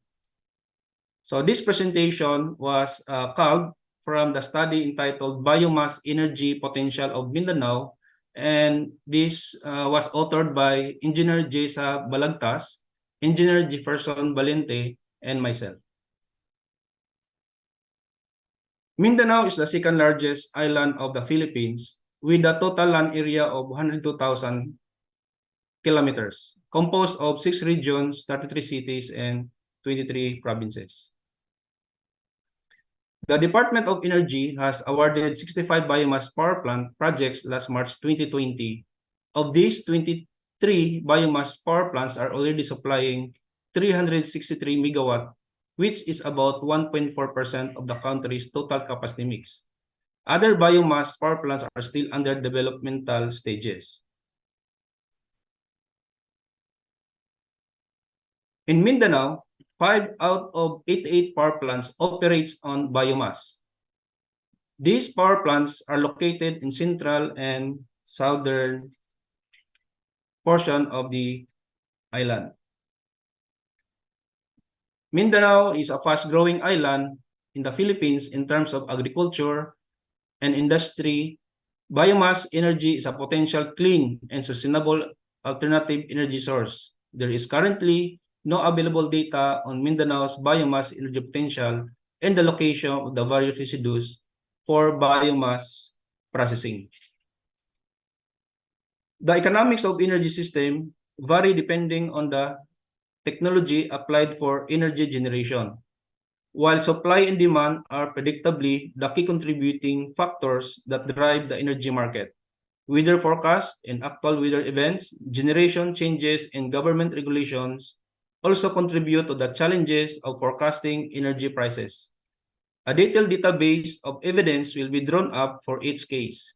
Although the primary foci is on renewable energy in Mindanao, some aspects of the renewable energy sector are relatively underdeveloped.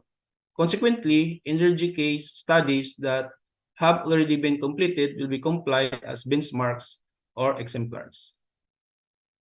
So these are the political map of Mindanao, having specific regions. So the main objective of this study is to conduct a biomass resource assessment in Mindanao and analyze it using a graphical information system and remote sensing. The results of the study will potentially benefit the agricultural sector in addressing traditional agricultural practices involving burning of crop residues in the field that contributes to air pollution. Further processing the residues into energy potential adds revenue to the farmers.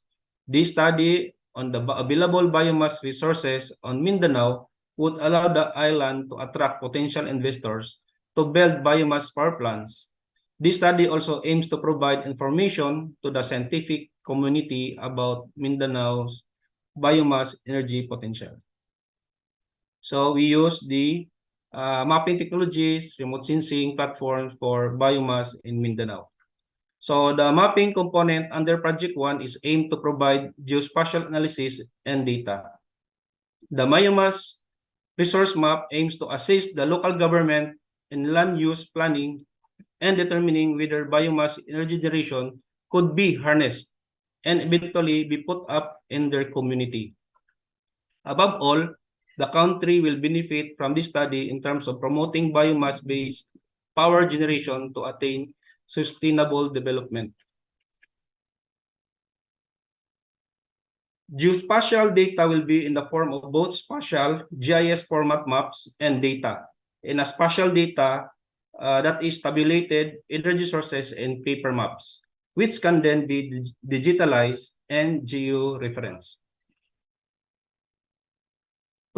For the conceptual framework, to assess the viability of installing the biomass power plant, it is important to determine the availability of biomass by quantifying the volume of target materials and the energy that may be produced.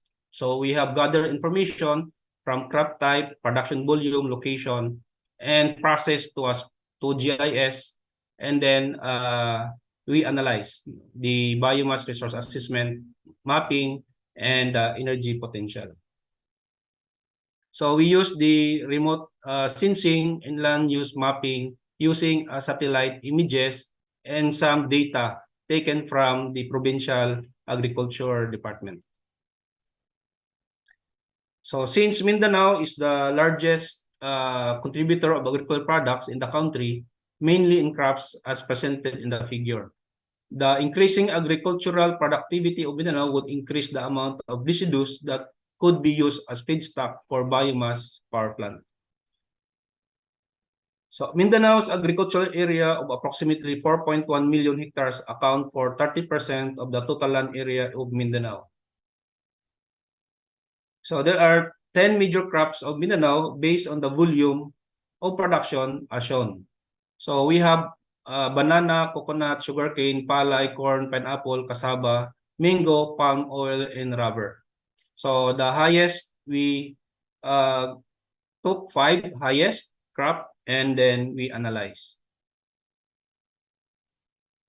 So using the mapping technologies, remote sensing platform for biomass, we follow the study methodology implemented by Morato et al. In 2019 in generating the biomass resource map. 2 datasets, volumes of crop production, and land use maps was used to generate biomass distribution map as shown in the figure. So first, we have the map illustrates the average volume of banana crop production in metric tons. Next, the illustrate the average volume of coconut production in metric tons in Mindanao. Next, the corn, average volume of corn crop production in metric tons.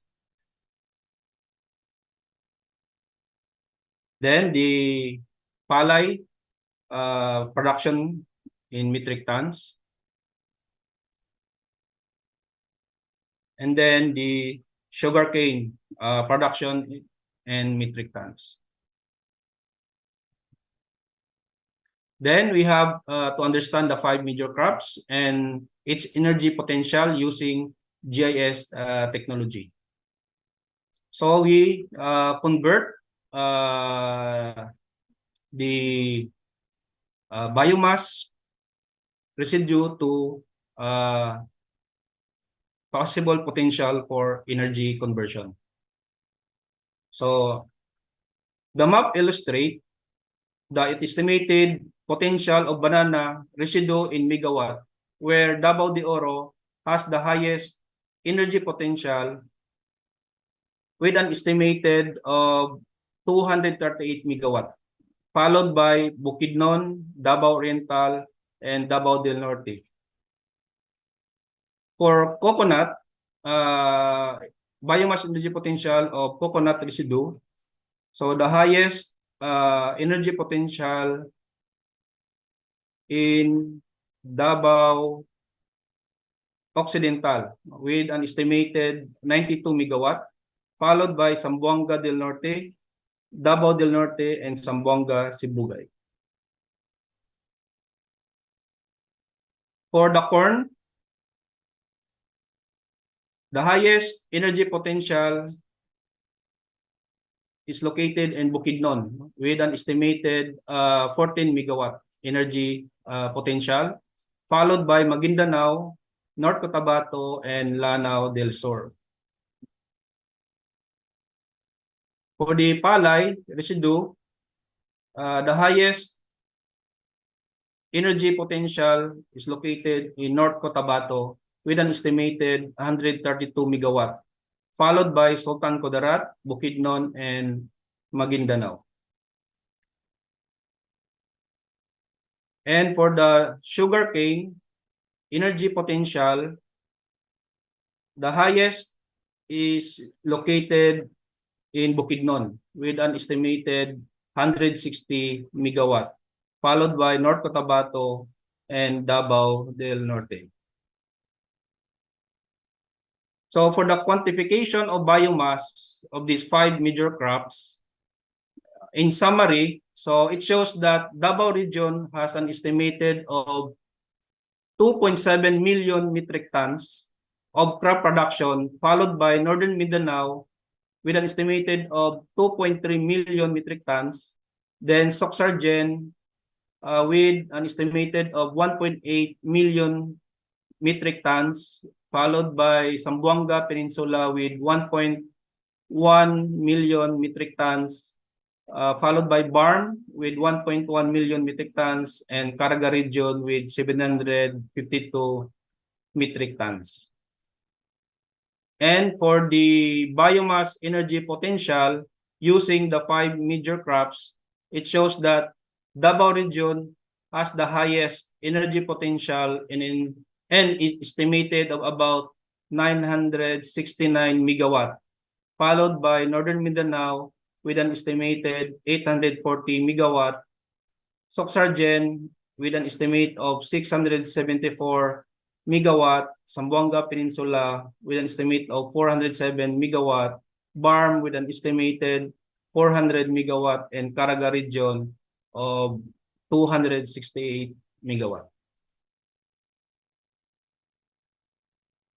So the result shows that Mindanao has an estimated of 7.7 terawatt hour of biomass energy potential. It has the capacity to offset an estimate of 81% of its coal consumption in 2019 to generate electricity and biomass be fully utilized. These values translate to potentially an estimate of 890 megawatt of capacity that can be added to the grid at full biomass utilization, which is about 23% of the dependable generating capacity of Mindanao in 2019.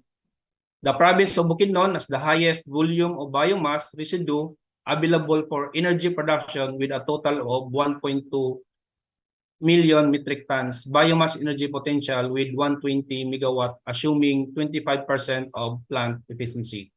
Main biomass resource identified are banana, palay, and coconut. These resources may be used as substitute for coal in the future. Bukidnon, Davao del Norte, and Cotabato are areas of interest for biomass energy generation. And dagang salamat. Thank you very much.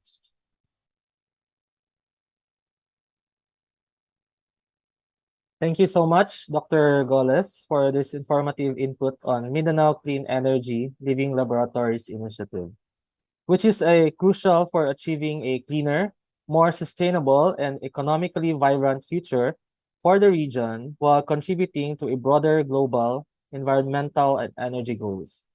Before we proceed to the next part of our program, allow me to present the certificate of recognition to our guest speaker. Let me read the citation. Certificate of recognition is awarded to Dr. Rogelio C. Golez Jr. for imparting his knowledge and expertise as a presenter during the 9th Mindanao Policy Research Forum, a learning session with the theme Going Green and Digital for Mindanao's Sustainable and Inclusive Future, organized by MINDA, PIDS, and PASCN and Xavier Ateneo, held on the 28th of September 2023 via Zoom. Signed by Secretary Maria Belen S. Acosta, Chairperson of the Mindanao Development Authority, Dr. Aniceto C. Orbeta Jr., President of the Philippine Institute for Development Studies and Chair of the Philippine Apex Study Center Network, and Father Mars P. Tan of the Society of Jesus, President Xavier Ateneo. Let's give Sir Toto a round of applause. Thank you, sir. Thank you. That ends the presentations of our three distinguished resource speakers. I am sure that you have a lot to clarify, further discuss, and share based on your unique experiences in your respective professions. For now, we want to know your general emotions after listening to the inputs of our resource speakers through an emoticon parade. Kindly click the reaction button below and choose the best emotion or emoticon that would best describe your thoughts or maybe your emotions from the inputs. Okay, so I think we're seeing a lot of heart and a like and party something, no? Button, emoticon in the screen. Okay, so thank you so much for your participation. Ma'am Je? Okay, so let us begin by listening to the perspective of the government. Our first discussant is the representative of the 2nd District of Davao Oriental. He is a dynamic policymaker known for his focus on technology and governance. In Congress, he plays key roles in vital committees like Information and Communications Technology, Tourism, and Mindanao Affairs, along with serving on various others. Notably, he chairs the Technical Working Group for e-governance and e-government bills, including the groundbreaking SIM Card Registration Act 11934. Prior to his political career, he excelled in the tech industry in the United States of America, demonstrating his expertise in information and communication technology. He holds a Bachelor of Science in Business Administration with further education in legal management. His affiliation with the University of the Philippines underscores his commitment to progressive governance and legislative excellence. Friends, help me welcome the Vice Chairperson of the House Committee on Information and Communication Technology, Congressman Cheeno Miguel D. Almario. Thank you, Doctor, and good afternoon to everyone. I didn't expect I'd get a star-studded introduction, but I hope everyone is doing well, and I hope that everybody was able to get inputs and as well as questions with the panelists and what they've discussed earlier. And I would just like to share first, before I read my my prepared speech, that there were very many interesting facts, and a lot of which actually have been in active discussions during also our regular interactions in the House of Representatives. And a lot of these have been similar and also repeated topics. No, so it's very refreshing that that there is also a community that thinks of this at large and thinks of this also very frequently. Now, to start off, I would like to first congratulate everyone, all the panelists, for successfully presenting their topics. And I would just like to say that, first from the Philippine Institute for Development Studies, we learned about the transformation, a dual transformation, where digitalization and the adoption of greener processes occur simultaneously. And the transformation is not just a trend, it is in fact now a necessity. As the world commits to capping global temperature rises and shifting to smarter production systems, the Philippines must also adapt. We must leverage digital technologies to optimize food production, improve healthcare solutions, and promote sustainable practices across industries. In the Mindanao Policy Research Forum, in particular, the Tech for Good Institute, they highlighted the significant role of MSMEs in our economy, with 99.58% of all businesses in the Philippines being MSMEs. They account for a significant portion of employment. However, these enterprises face challenges, including the limited capacity and access to finance. And as legislators, we must address these challenges, ensuring that our MSMEs can thrive in the digital age while adopting sustainable practices. I would just also like to mention that one of our colleagues in Congress, the 1st District Representative of Misamis Oriental, Honorable Christian Unabia, is the chairman for the Committee on MSMEs. So this is also very good, at least because we also have another Mindanaoan as well, who is also passionate about this one. So with this all aside, I'd like to also interject. I'd also like to insert that we were able to meet with some folks as well from the Tech for Good Institute in Singapore mismo when we were doing our benchmarking for the e-governance bill that we were crafting. And a lot of the things that we have also included in the bill were patterned as well with countries such as Singapore, Estonia, and among others, to really show that there is also, number one, a good potential for the Philippines to be able to catch up with the global trends, and two, to also allow the Philippines to leverage as well the natural resources. Unlike Singapore, the Philippines has and is thriving in labor and in the workforce, and it's also thriving as well in natural resources, which in a very candid discussion, some of the Singaporeans are jealous of what the Philippines has. So let this also be something that would also bring about a little bit of, I'd say, a little bit of excitement in our end, because we have so much potential now, and it's just going to go up from here. So with these all asides, what can the legislative branch do? So number one, we can always promote an education and training. And this is by equipping our people with the knowledge and competencies to support these societal transformations. And this includes integrating green competencies in our educational curricula and promoting digital literacy, which is also something that has been included along with number one, the change in the DepEd's curriculum, which allows a faster transition as well to the current global practices.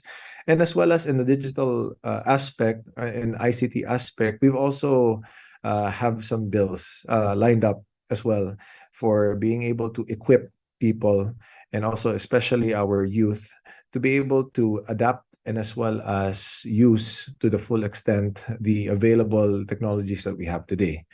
Number two is to support the MSMEs. So this is by establishing policies that provide easier access to finance, especially for digital and green initiatives. And we also would encourage the adoption of digital technologies and sustainable practices among MSMEs. This has been evident in our movements in the House of Representatives, as different committees have delved into the best practices that can best fit and benefit our constituents and our economy. And as I mentioned earlier, one of the standing committees of MSMEs is chaired by Congressman Christian Unambia of the 1st District of Misamis Oriental. Number three, we can invest in research and development, and we can also do this through policies as well. This is to increase our commitment to science, technology, and innovation. And with these three, these can also be paired with very many other aspects as well of society. It's not just strictly about technology and innovation or even science, but it's more of being able to pair this to further enhance what we already have. So this may be in the business aspect, this may be in the environmental aspect, but we can use and leverage digital transformation to help further these initiatives.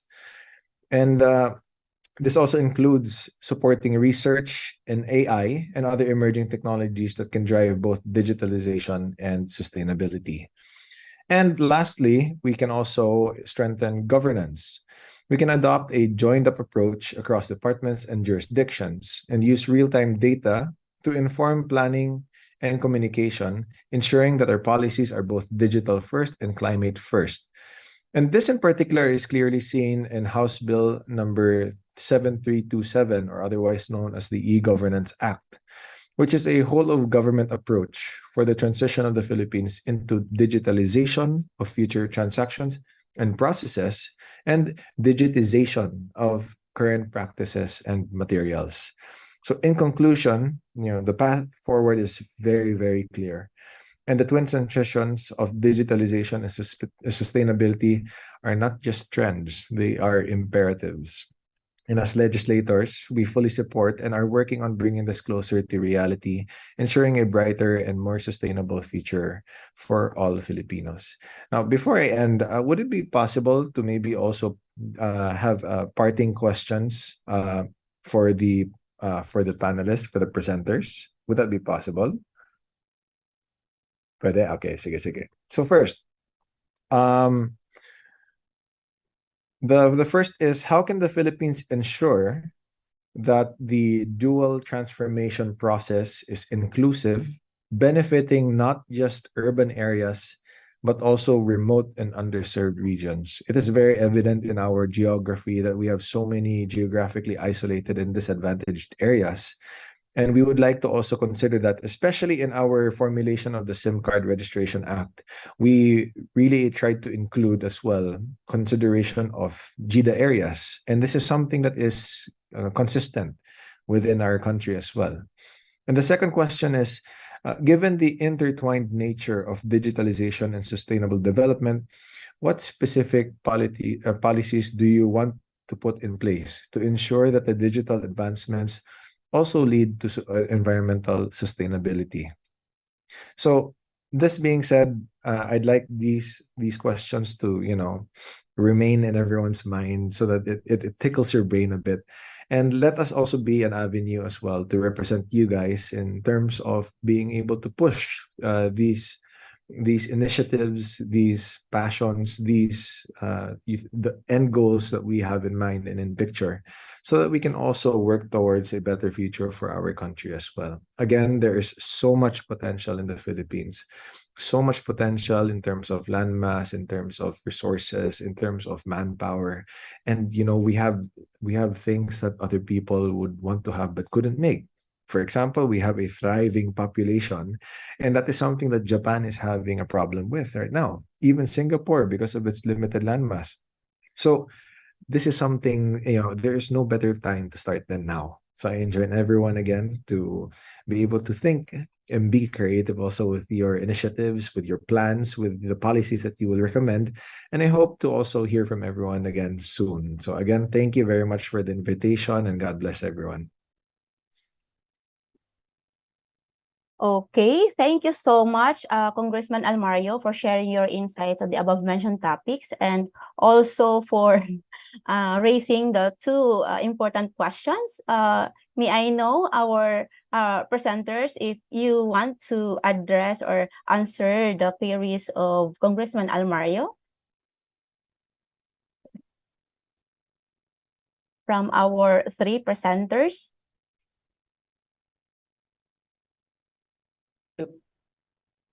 Go ahead. Go ahead, Francis. Hello, Congressman. Thank you very much for those very thought-provoking questions. I think the first one, how do we ensure that the dual transition is inclusive? I think, well, first is really to have similar to what we did, no, like a visioning exercise. We need to define a set of principles, especially for the entire country. Like, how will we use technology? What would be the ethical standards? What would be the principles? These are actually very important, so that the entire nation would have a uniform goal, and everyone would be looking at the same direction. So I think that's something important. And then second is really infrastructure. I think one of the lessons from legacy companies in their AI journey is preparing an AI infrastructure. And for the Philippines, it's not just AI, but an ICT infrastructure, ensuring that the ICT infrastructure is present.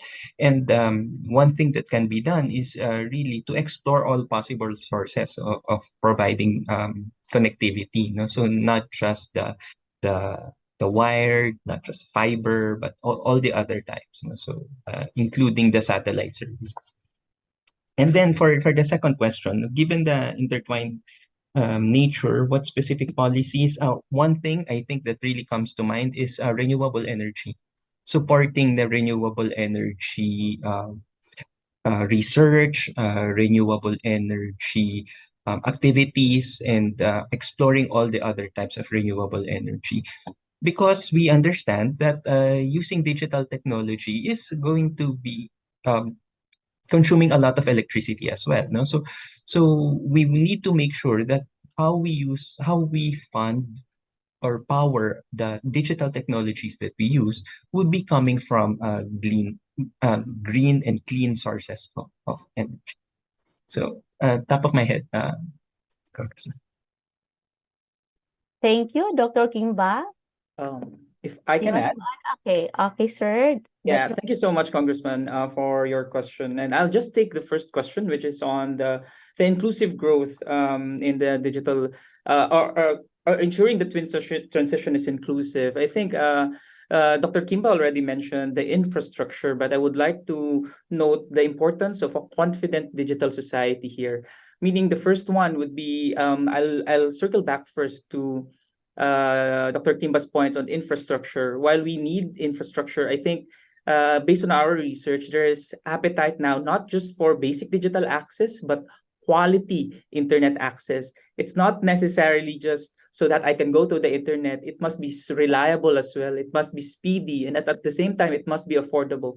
It doesn't matter if I have a tower there, if I can't connect. And even if I can't connect, I can't do anything. I can't watch things. I can't post anything. I can't sell anything. So that's the first pillar of a confident digital society.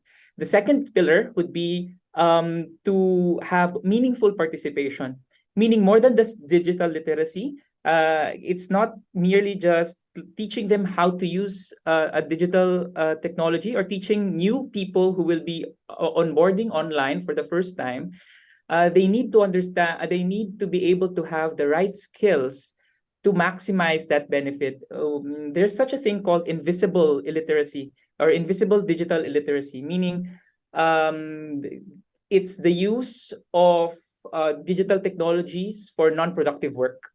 So it's doom scrolling, it's your social media, and there's an opportunity there to maximize that so that the growth can be inclusive for all, that once that they are also involved in online, that they can also leverage the online technology for academic purposes, maybe for entrepreneurial purposes, to make communities, right? Not necessarily just to sell, but if you can talk to like-minded people, you can organize, you can collaborate on projects, something more productive than just the basic online services or the basic online things that we usually do. And finally, the third pillar of being a confident digital society is sustainable livelihood, which goes back to that being entrepreneurial. For it to be inclusive, we need to think about how we can also help the elderly. And because technologies has now, if you think about it, extended our more productive years. Gig work is also there. We can be consultants. We can sell. We can be content creators if you think about it. So how do we also leverage that digital skills so that not only the 16 to 64 years old are your target market, but to be more inclusive, you also include the digital literacy of the elder population. So I think I'll stop there. That's confident digital society through quality, connectivity, meaningful participation, and at the same time, sustainable and adaptable livelihood. Okay, thank you, Sir Detros. Sir, Dr. Golez, do you want to add? Okay, so for in relation to clean energy, so I think and I believe that digitalization of crop production should be enhanced, no? Not only for provincial, down to municipality or down to barangay, so that in creating a research, so it should be down to the level, no? Down to the specific production, no? In the utilization of biomass. So currently we are using the satellite, but it's not accurate, no? So mas accurate yung nandun talaga sa baba. And also to increase the experts, no? Doing a lot of trainings, increase experts in GIS mapping, maybe have a policy on working in academic institution, no? To have a specific course that focuses on GIS mapping. That's all. Thank you. Okay, thank you so much, Dr. Golez.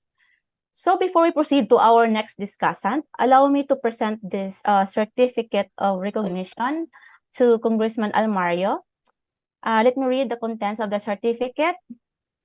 Minda, PIDS, PECN, and Xavier University, Ateneo de Cagayan award the Certificate of Recognition to Congressman Cheeno Miguel D. Almario in grateful recognition as discussant during the webinar on Mindanao Policy Research Forum with its theme, Going Green and Digital for Mindanao Sustainable and Inclusive Future. Xavier University, Ateneo de Cagayan, held on September 28, 2023, via Zoom. Signed by Secretary Maria Belen S. Acosta, Dr. Aniceto C. Orbeta, Jr., and Father Mars P. Tan, SJ. Thank you so much, Congressman Almario. Thank you. I'd just like to singit na lang ako ha.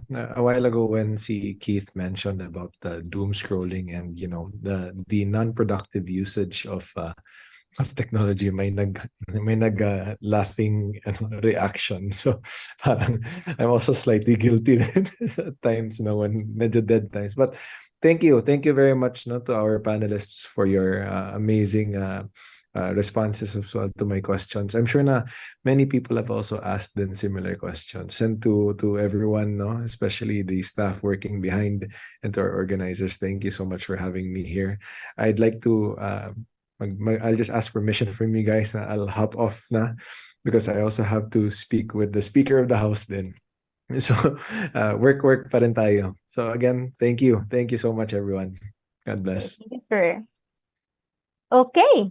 So our second discussant is from the academe, who is currently the president of Davao Oriental State University. He is an experienced educator with a background in statistics and a doctorate in education from the University of Melbourne. He's a consultant for the provincial government of Davao Oriental, contributing to the Mount Hamiguitan UNESCO World Heritage Site. He is also a recognized researcher and curator. His work has received accolades, including the Excellence in Innovation Award 2017 by the Australian Global Alumni Philippines. His expertise extends to international conventions and scientific journals, focusing on social development, biodiversity conservation, and sustainability. Currently, serving as president of Davao Oriental State University. He is positioning Dorso as a regenerative futures university to take on regenerative development and digital transformation. A virtual round of applause to Dr. Roy G. Ponce. Thank you very much. Can I have an audio check if anyone can hear me?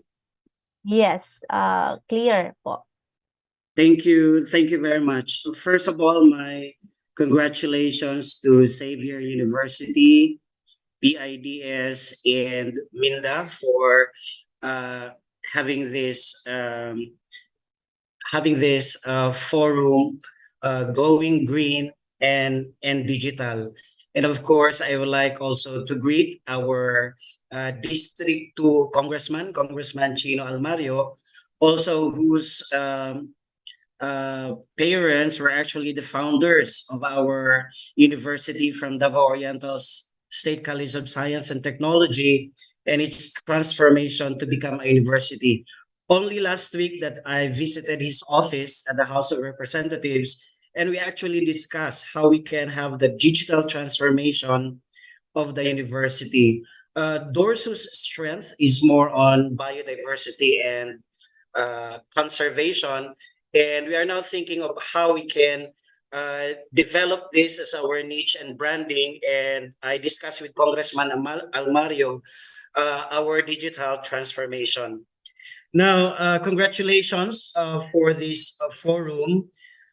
It appears that Minda is now trying to pitch a preferred future for Mindanao, and that is green and digital.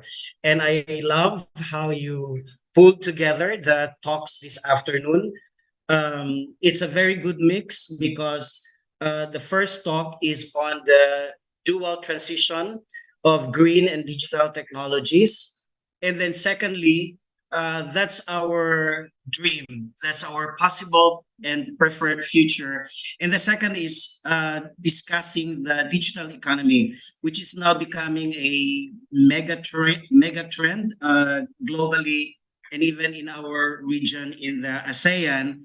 And the Philippines is trying to catch up. And then finally, it's the role of research and a specific example of how we can go green, particularly in the potential of biomass in Mindanao, our very own locality. Now, from the perspective of the academe, while we have this preferred future, the basic question that could go with this is, are we catching up? How to go there? And the question is, how do we get to that trajectory? If we talk of the transition, the basic question is, how long are we going to stay in that transition? And when do we get there in this green and becoming digital? So the role of the academe is actually trying to create these conditions on how we can set ourselves and how we can set the communities towards this trajectory. So, for example, what are the things that are prerequisites that we need to set up in going green? So, for example, just let me cite in the aspect of the academe. Of course, we need to develop in our research, in our I consider the green development is a combination of climate change, biodiversity and conservation, pollution mitigation, renewable energy, and lumped together.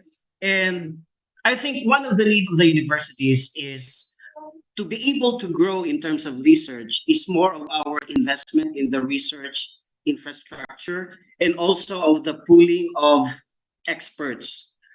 In my experience in the university, I've been vice president for research development and extension for 6 years.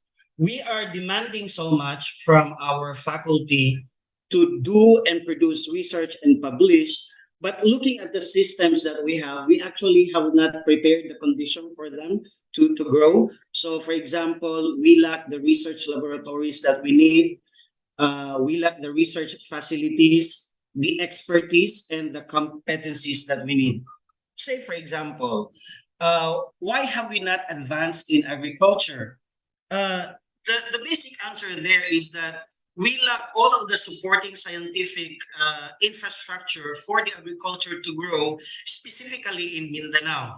And our universities are not really equipped with the state-of-the-art laboratories to address those issues. Secondly, how do we create the conditions so that we can truly digitally transform? I think it's mentioned by our first speaker that it is really the establishment of our ICT infrastructure and architecture. In Mindanao, we have problems with connectivity. Mr. Detros actually presented the data that in Mindanao, only around 40% or 39% are being connected. So these are still the problems that we need to address to set us up to grow in this area.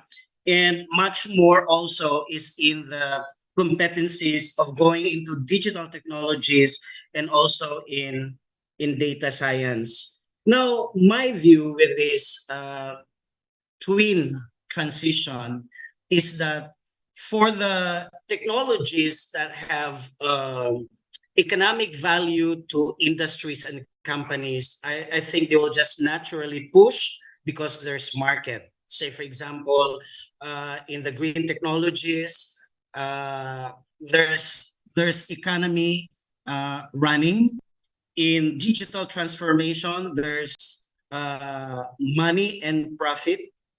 But On the side of the green technology, for example, like in sustainable agriculture, in taking care of our biodiversity, in our extractive industries, I think this part of the green aspect will be left behind because saving the environment, while it is very significant, this is not the picture that we are now observing around us. Most of the problems globally, like the global warming and the climate change, are actually stemming from the worldview and the human development that we have not really evolved into growing in terms of our ecological worldview. When I reviewed human development, the most popular domains are the cognitive domain, where we train to learn from numeracy, literacy, and our reasoning logic. And then we have the domain in terms of development, our biophysical, and so also our psychosocial. But we have not found, or very nil is the focus on human development in terms of psycho-ecological. So there's this basic question of how can we develop the ecological worldview of our children or of our students? Because once this worldview will be popular, I think the transition to a green economy and going there would be a natural phenomenon. While the sustainable development goals are making incremental progress, it has not really addressed the root cause of the problem. And that's a worldview that takes care of our environment and our ecosystems. So I think I would like to. So what I'm saying is that in the twin transition, the digital transition could move fast because there's a possible incentive of economy and there are industries backing up. Also in some of the green technologies, but we need to balance. We need to balance the development on how we take care of our environment, particularly the biodiversity, and how we take care of our agriculture, going to green agriculture. Right now, we still see unsustainable practices in agriculture. So, secondly, it's also mentioned so that's the first recommendation, how we can actually develop the ecological worldview in our educational system so that our younger generation and the next generations will have this consciousness. And then secondly, in this transition, how do we handle marginalization? This is actually pointed out by Congressman Cheeno Almario, that how do we ensure that there is inclusion in terms of this development? In Davao Oriental State University, we are trying to position as a young university. We are only 2 years, 3 years as a university converted from a state college. And we are trying to establish our identity and our niche and brand. And we are trying to look into this possibility of establishing a regenerative futures university, trying to look at regenerative development and foresight studies.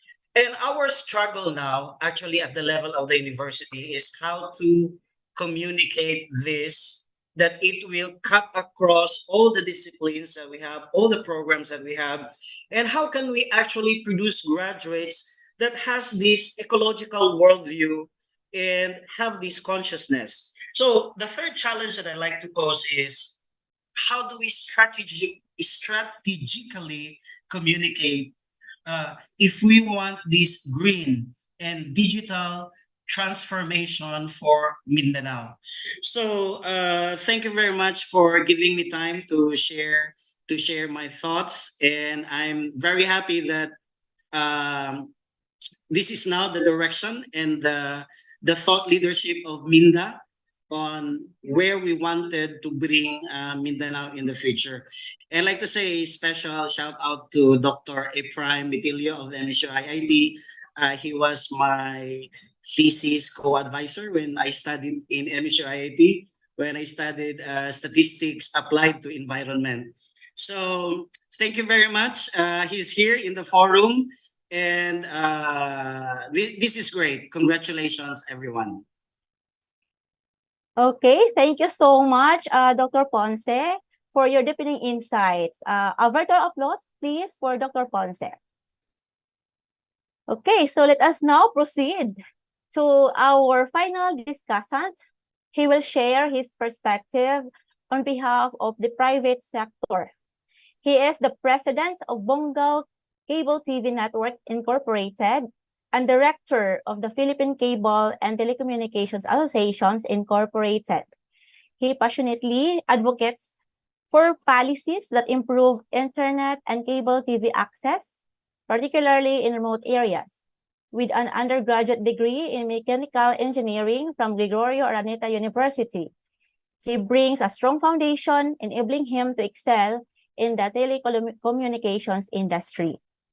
Please help me welcome Mr. Joselino P. Galicia. Thank you, everyone.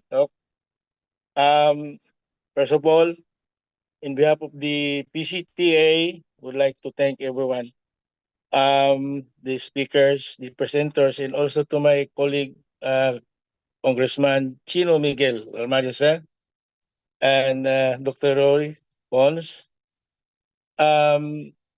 PCTA would like to encourage all members to transform into digitalizations in terms of fiber optic technologies to unserved areas. Like, for example, in my province, it is in Bungao, Tawi-Tawi.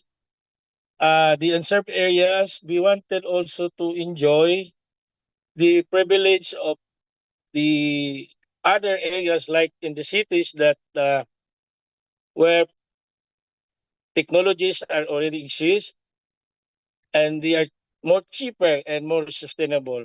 Like for example, but in our place in Tawi-Tawi, we wanted also to enjoy like what other places also. And the PCTA is encouraging to transform into digitalization, most especially the internet, to all members of Mindanao to encourage to transform and to deliver fiber optic technologies. Also, in our province, in Tawi-Tawi, we are experiencing a very difficult internet access. Everyone knows that satellite is not reliable, very expensive, but we wanted to enjoy the people of Tawi-Tawi to enjoy also the cheaper and reliable internet. And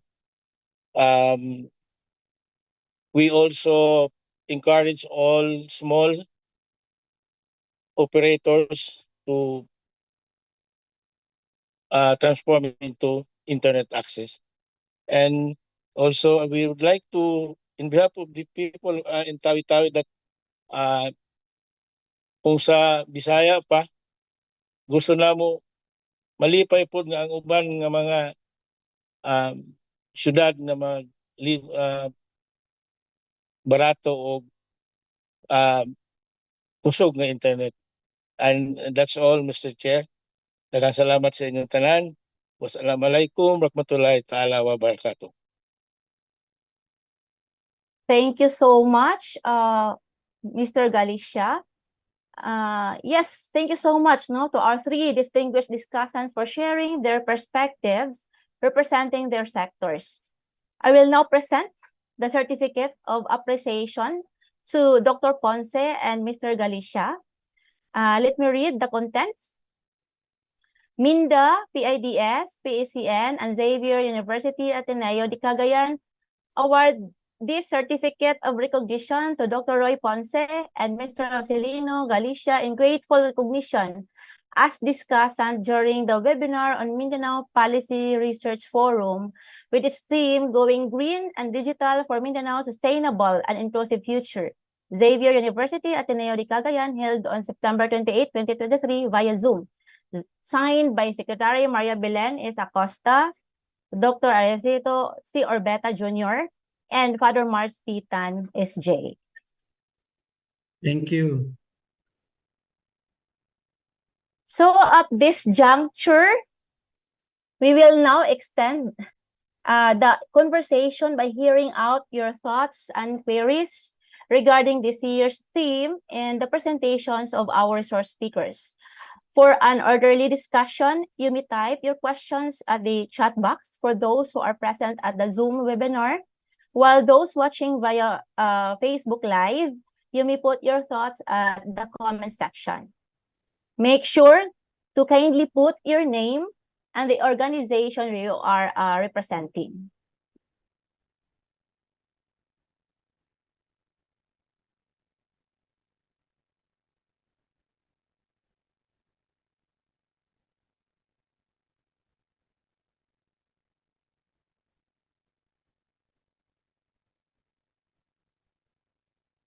Okay.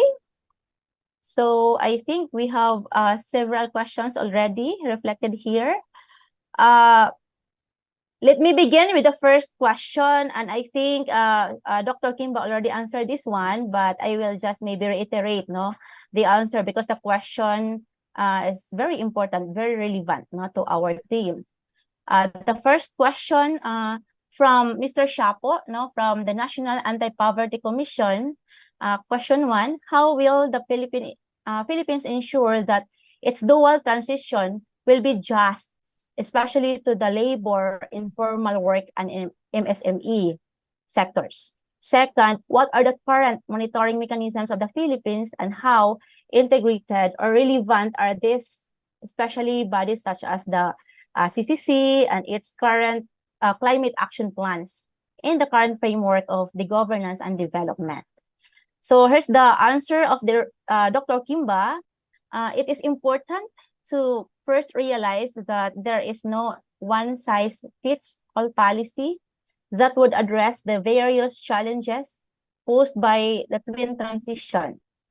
So I think the local governments would play a critical role in ensuring the just transition because they would have a more detailed understanding of the sectors at the ground level. I think that it is one of the first things that we need to do to understand who would be affected. What are the skills sets that are missing and how can we provide this? The CBMS may be helpful in this regard. Okay. And then there is also a question from President Jim Castillo from the Resources, Environment, and Economic Center for Studies. Do you have information on the proportion of the economic sector in the Philippines, example, agriculture and fisheries, which are already in digital economy? Which sectors dominate the digital economy? Okay, so actually, Dr. Detros already answered this one. Thank you for the question, Jem. In 2022, the telecommunication sectors, 30.7%, leads in terms of gross value added to the digital economy. So you can see here the official breakdown from PSA website. Okay. Yes, so we are now in our third question from Ma'am Ariane from United Nations Industrial Development Organizations. Accessing financing has been a challenge for MSMEs in the Philippines, given the current loan schemes being implemented by financial institutions in the country. To be able for this sector to integrate the digitalization business and climate resiliency to their businesses, what are the innovative financing schemes from government or private sectors that could aid the MSMEs in this dual transition? Can you provide best practices in other countries that we could look into?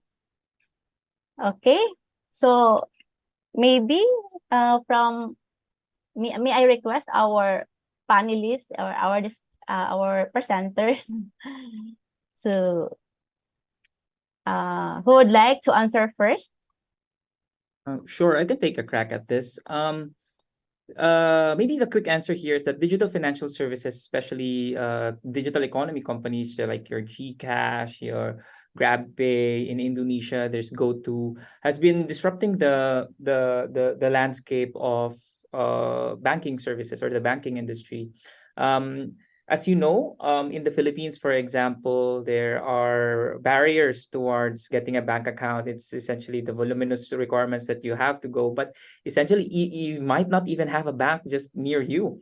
So give the technological advancements, especially of putting banking services at our fingertips right now, and making it accessible for all, as is seen as one of the few disruptors in the financial services space. As a best practice, however, let me refer you to one of the studies of the Tech for Good Institute, where we noted that digital literacy is not enough in order to capacitate the MSMEs, but financial literacy as well. So more than digital literacy, financial literacy is needed. Digital financial services, payments is just the most basic part of it. You have credit, you have investment, you have insurance. But even if you have access to those, but you don't have financial literacy, or the MSMEs or the people will not have MSMEs, will not have financial literacy, they will not go beyond the payment systems. So as a best practice, when we are deploying digital financial services and increasing access to MSMEs and to the digital society, it must be coupled with the financial literacy awareness so that they can be able to access and maximize other forms of financial services. Okay, thank you so much, Dr. Detros.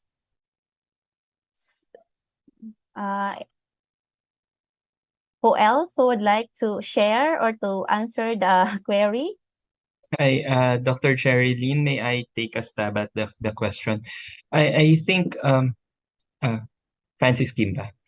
Yes, sige, Dr. Quimba. Yes, and I think I agree with Keith's response. No, I think we need to also provide financial literacy to our MSMEs. But the question is how? How do we? And I want to take advantage of this forum, which tries to bring together, or which already brought together, the academe and the business sector and the private sector and government, because we need to first understand that MSMEs, micro, is very different from the small and the medium. Because micro enterprises, they don't have the luxury of closing down their enterprise or their shops or establishments to attend a training for financial literacy. That is already one day's worth of income. And they cannot do that very easily if you compare it to small or to medium-sized enterprises or establishments. So how do we do this? I think there's opportunity here because the academy is here, and I'm sure some of the students here are business majors, because we can tap these business majors. They can do hand-holding to these businesses. No, they can shadow the business owners, the one person establishments or two person establishments. Try to have some internship with these enterprises, and they are on hand in case the owners would ask questions, or how do we put this in our ledger? How do we put this in our financial statements? How do we print financial statements, or how do we come up with financial statements? So maybe 1 week, a month of shadowing the enterprises, hand-holding, providing them with financial literacy would actually be a targeted response rather than a general seminar that would invite the participants and asking them to close their business. I think that's one way of really providing service targeting the needs of our micro establishments. Thank you. Thank you so much, Dr. Quimba. Who else? Hello, Dr. Jerelyn. Yes, Dr. Ponce. Yes, in the context of Dorsu, we have a partnership with DTI in our consumer education program, where we included financial literacy to micro businesses and enterprises. So I think it's successful, but the scale of the need hindi natin ma-meet, no, kasi we only target a few of these business sectors, but with the digital economy, particularly right now, for example, GCash offers loans to users, no, and being able to use that as a possible capital to do small business would be defeated if there's no education in terms of how to run businesses. So I think that's the case, and I agree that the academe with its mandate on community extensions can actually do this. We also tried this in our Bachelor of Science in Business Administration program, where some of our interns are actually they have this task to invite smaller organizations to train in terms of basic bookkeeping and financial management. So that's the role of the university.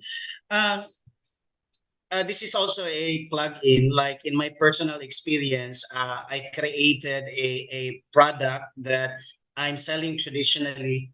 It's actually an organic fertilizer.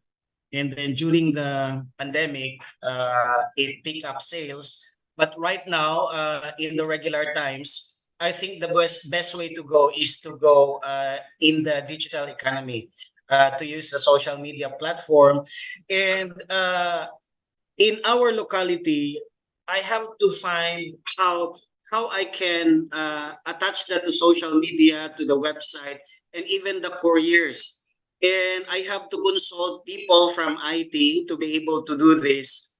And even me as a professional, I have a hard time how to organize this locally dito, no? So how much more for these micro businesses who wanted to join that, no? So I think this is one recommendation that we can do, particularly with the DTI. One of our actionable points is to be able to popularize, if not mainstream, e-commerce, and begin also this training on top of financial literacy. So there's so much to do, and we need to create the conditions actually to be able to do this. But in the locality, available na po ang social media, available na ang financial transfers through GCash, and then there are also available local couriers that actually can do logistics. So it's a matter of teaching these small enterprises how to go around, no? So it's one thing that I think we can address with our other government agencies. Thank you. Okay, thank you so much, Dr. Ponce, for that recommendation. Yeah, so we'll proceed now to the fourth question we have here. Actually, it's already answered by Dr. Golez. No? How quickly and how efficiently could Mindanao support its annual biomass consumption once it is utilized to its full potential? And then, how diverse are the biomass sources in Mindanao, considering that monocropping practice, no, is as unsustainable for the soil Okay, so according to Dr. Golez, the timeline for fully utilizing Mindanao's annual biomass consumption potential and the efficiency of achieving this goal depend on several factors, including government policies, investments, technology adoption, and the development of biomass infrastructure. Yeah, so I hope it's answered or clear. And we are now in our last question. So this is addressed to all the presenters. Do we have, this question is coming from Dr. Alexander Campaner, no? Do we have a Mindanao-wide data on the human resource capacity of addressing the challenge of going green and digital? I suggest to benchmark institutional individual champions for each key areas of going G and D, green and digitalization. Anyone from our presenters?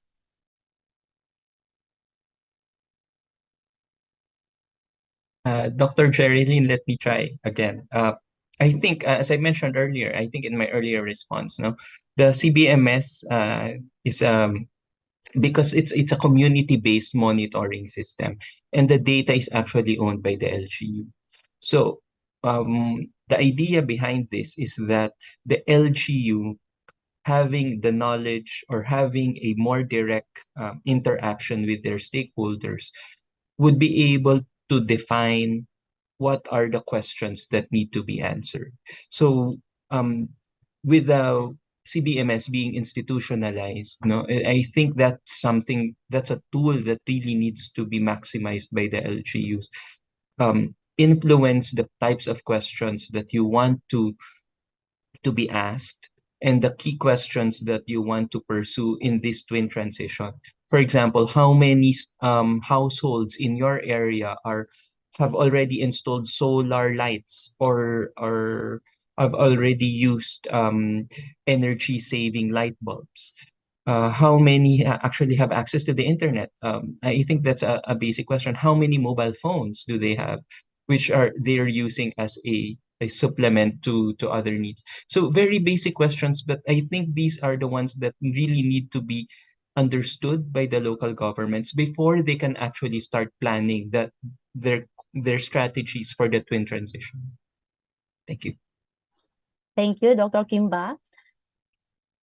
No more additional from our yes, Doc Ponce. Yeah, from the perspective of the academe, I believe this is really the role of the academe, and it's part of the researchable areas that we can actually do because right now this trend this thing is emerging. No, after we established the sustainable development goals, right now we realize that our future should be green and digital. In fact, actually, it was clearly articulated by the Society 5 of Japan. And we just focus in this twin transition. And to get to that, I think we need the whole of nation approach because it's really recognizing the complexity, particularly in our systems. So, for example, there's this method called the causal layered analysis that if we have these problems of how we can address this problem of catching up with becoming green and digital in the future, that's actually the problem that we need to address. But looking deeply into the link is looking at the systems that will actually prepare us towards that. So it involves policies, our education system, but on top of that, it also involved infrastructure and investment and raising of the competencies, and then bringing these things to the community and to the communities. And another layer below that is actually the concept of worldview, like how we collectively see the future. So this forum by Minda, PIDS, and Xavier University is actually trying to shift that we should be adopting this type of worldview, because unless we shift our thinking towards this, we're still stuck with the old ideas of being extractive and exploitative and unsustainable practices. And then finally, there's this bottom line of beliefs and metaphors in which it's philosophically addressed. And I believe the Roman Catholic Church has addressed this with the Laudato Si. So doing all this, since we are still emerging, data is still nil and it should guide us. So I appreciate the question of Dr. Campaner, because without this basic baseline data, we don't know how to address and where to address and where to start. We know that we are going green and digital. How do we get to this trajectory? And that's the basic question. And it's a challenge for all the academe that are here. And if you wanted to go there, then I think this is how we can begin with communicating. So the role of the academe is really about research, establishing research infrastructure, creating these competencies, and the multiplier effect will be on the graduates that we produce. So if the curriculum now from the elementary to university to higher education is embedded with this concept of green and digital, I believe that that should be the tipping point in the next 5 to 10 years. So thank you for engaging the academe, and I hope that we are also going along that way. Thank you so much, Dr. Ponce, for your enlightening inputs, Yeah, there's one pahabol question here for Dr. Detros. There are many financial services offered on Facebook. How can one qualify that these companies are legit and not scam? Sorry, wait. I'm trying to look for the question itself so I can. Okay, there are many financial services offered on Facebook, and how can we qualify that these companies is legit and a scam? Okay, I think I'll answer this in a separate in a different light, right?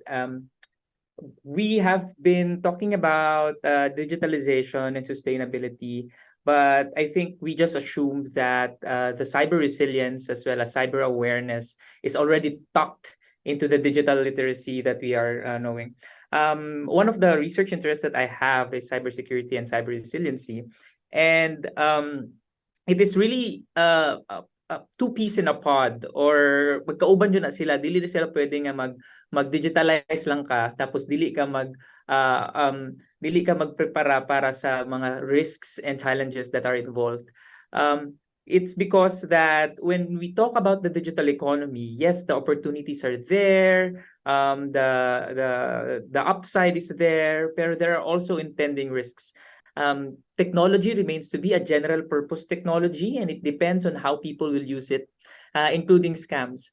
So for this one, and I think the best way to do it is to study the best practices, which I can give a few now. One is if it is a very urgent, like nagmamadali, padali kog 2K karon dayon, it might be a scam.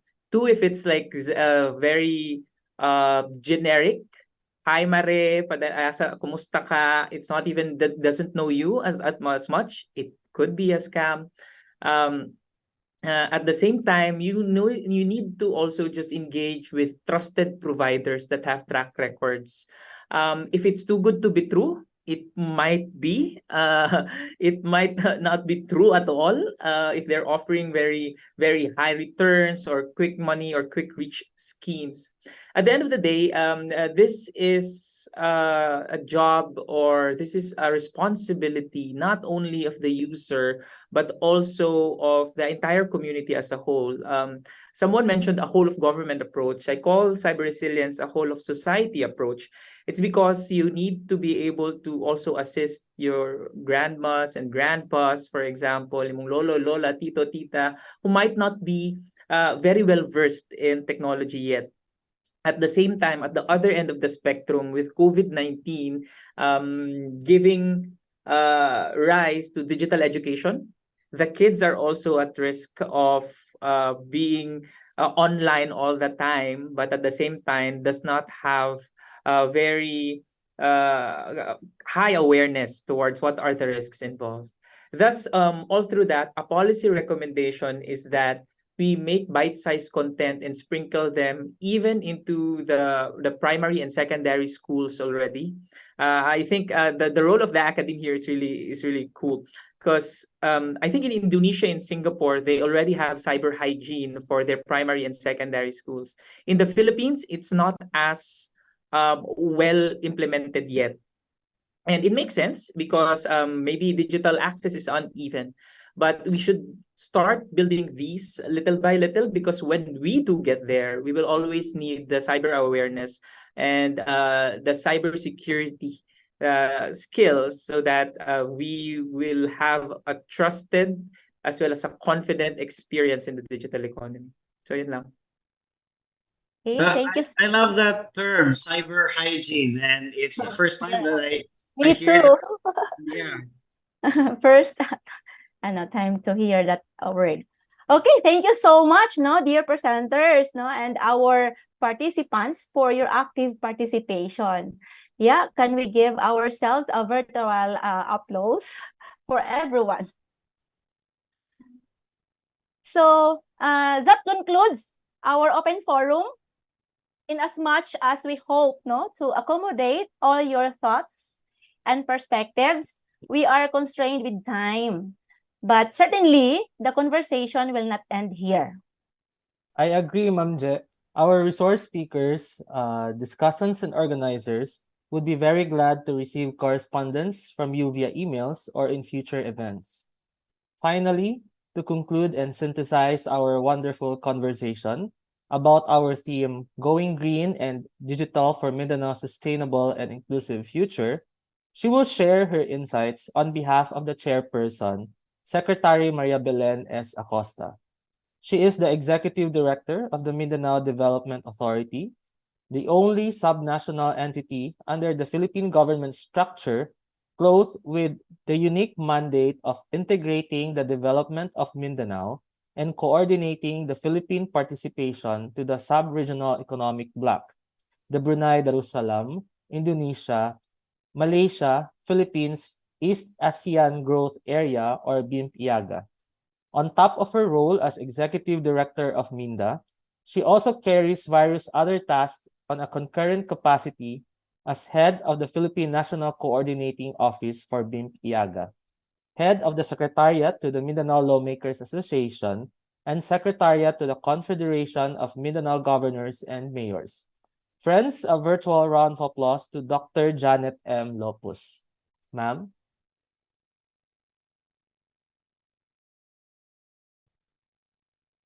Thank you for that generous introduction. Madayaw nga hapon sa tanan. And nalingaw ko sa discussions. It has been a very productive, very enriching exchange we just had today.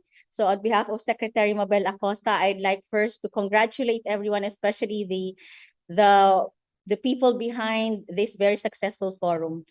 Throughout the entire afternoon, we have explored a lot of groundbreaking research, visionary ideas, innovative policies that will shape a greener and digitally connected future of Mindanao.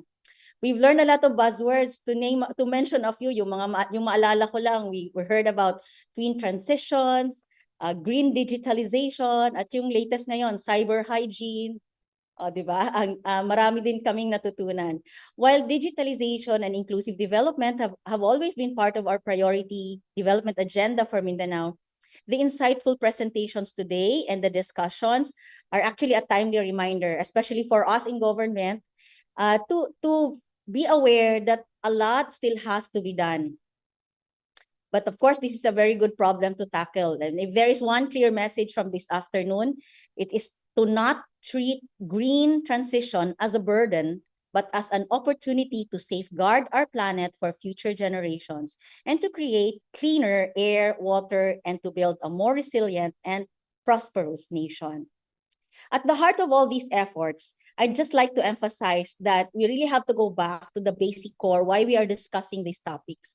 It's really about our people, our human development agenda, our people's welfare, and the quality of life.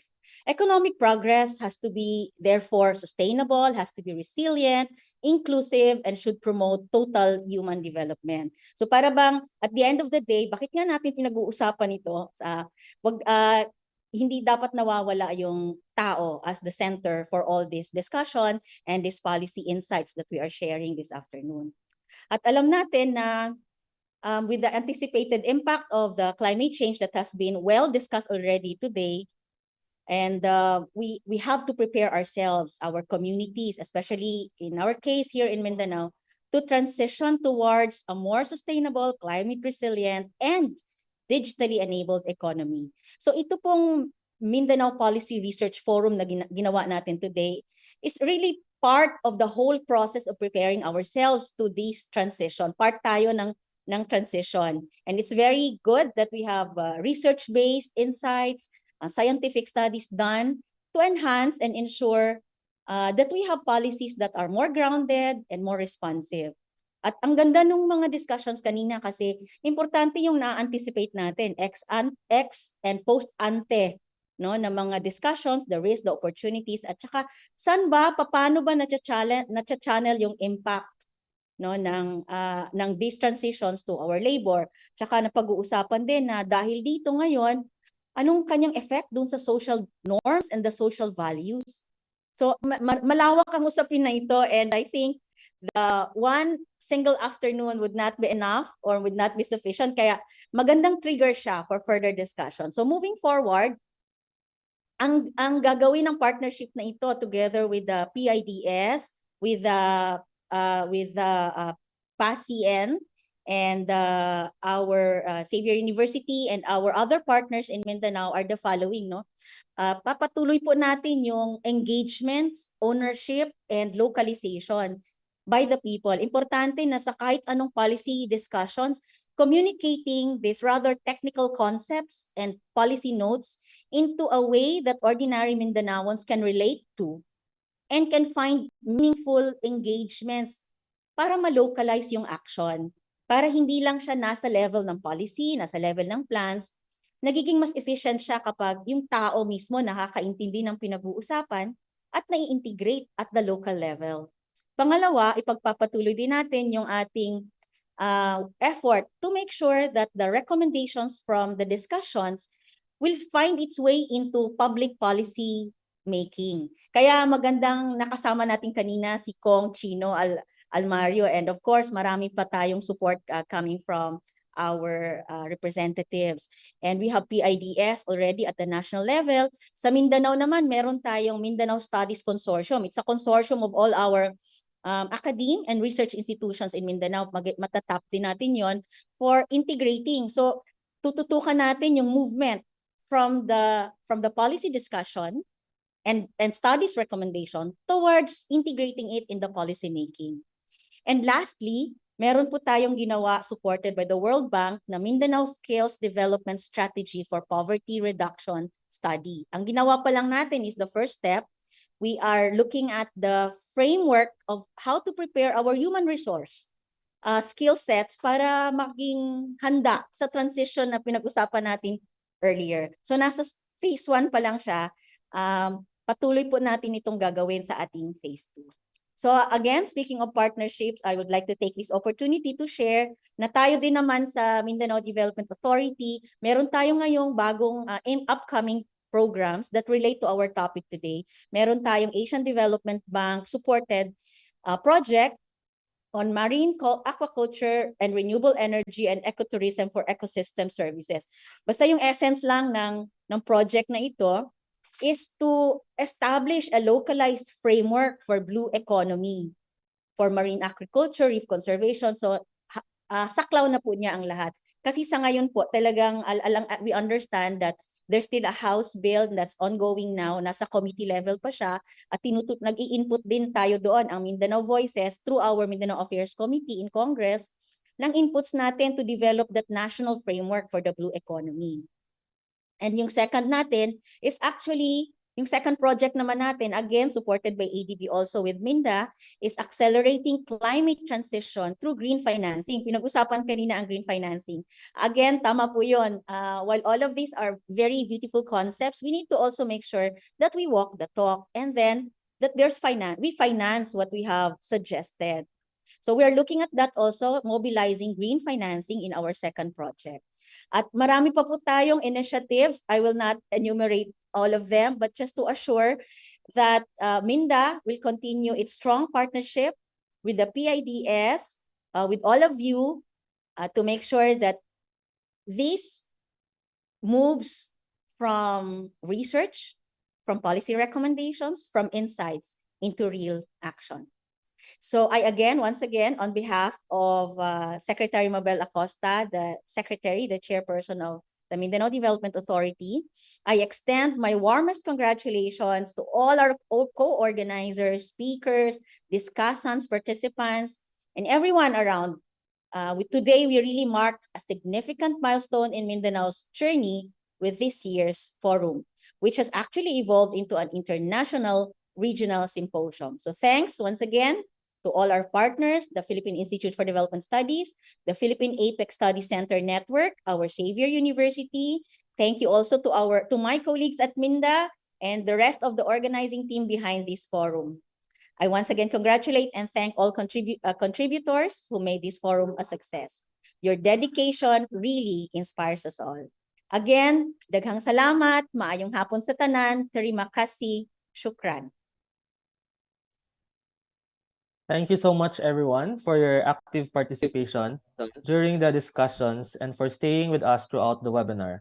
This is also to remind you that you need to fill out the post-evaluation form posted on the chat box in order to get your certificate of participation. Daghang salamat ug mayong hapon sa tanan.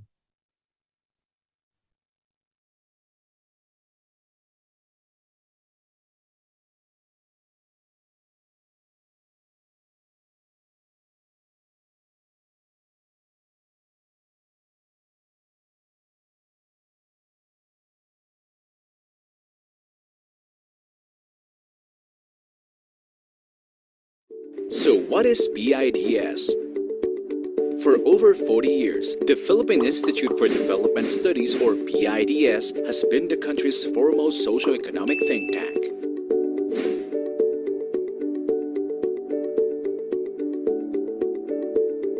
It conducts rigorous and objective policy research and analyses that help the government in crafting relevant policies, plans, and programs in support of the country's long-term vision and development goals. PIDS pursues its mandate through three basic programs: research, dissemination, and outreach. Through its research program, PIDS identifies and prioritizes studies, develops proposals, and conducts research on priority areas. The results of these studies are then disseminated through different platforms, publications, online resources,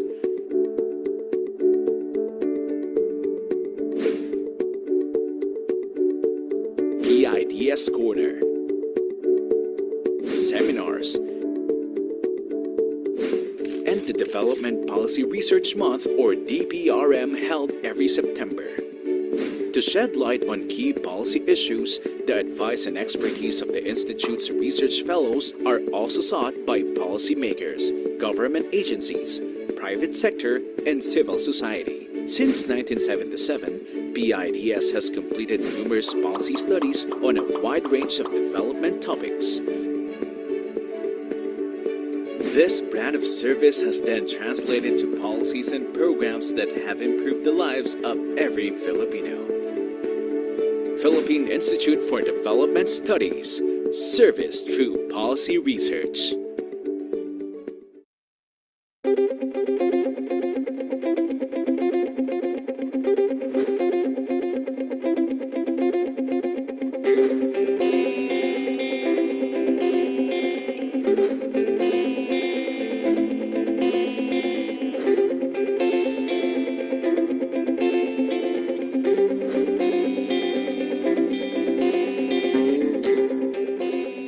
Darussalam, Indonesia, Malaysia, Philippines East ASEAN Growth Area, or BIM-IAGA sub-regional grouping, was launched in 1994 as an initiative by the four IAGA nations to accelerate economic development in areas that are geographically distant from their national capitals, yet in strategic proximity to each other.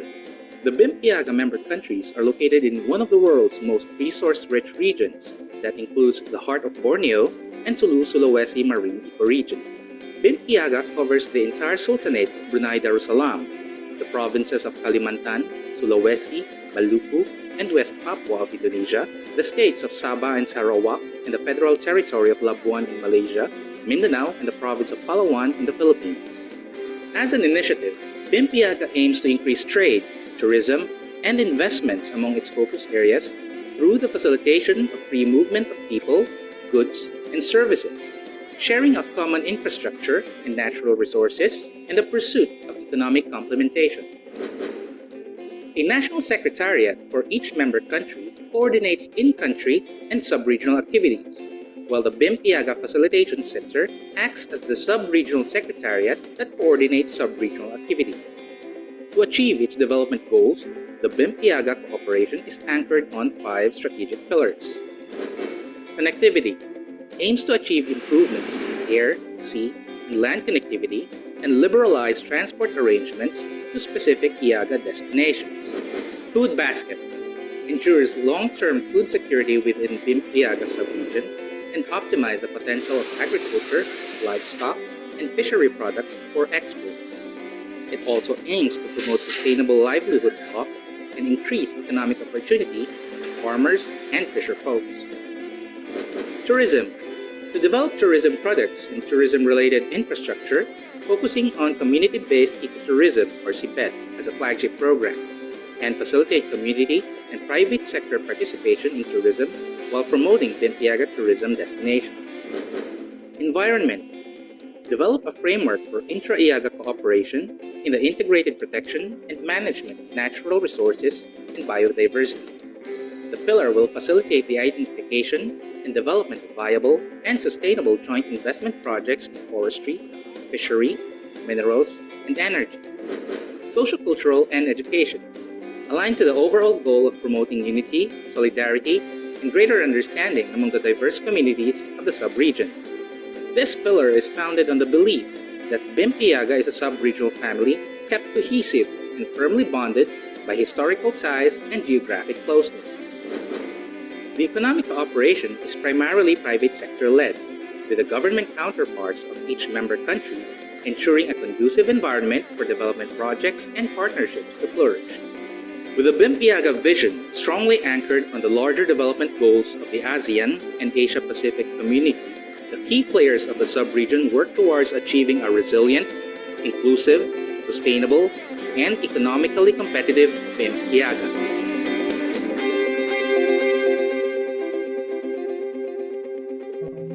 Open na po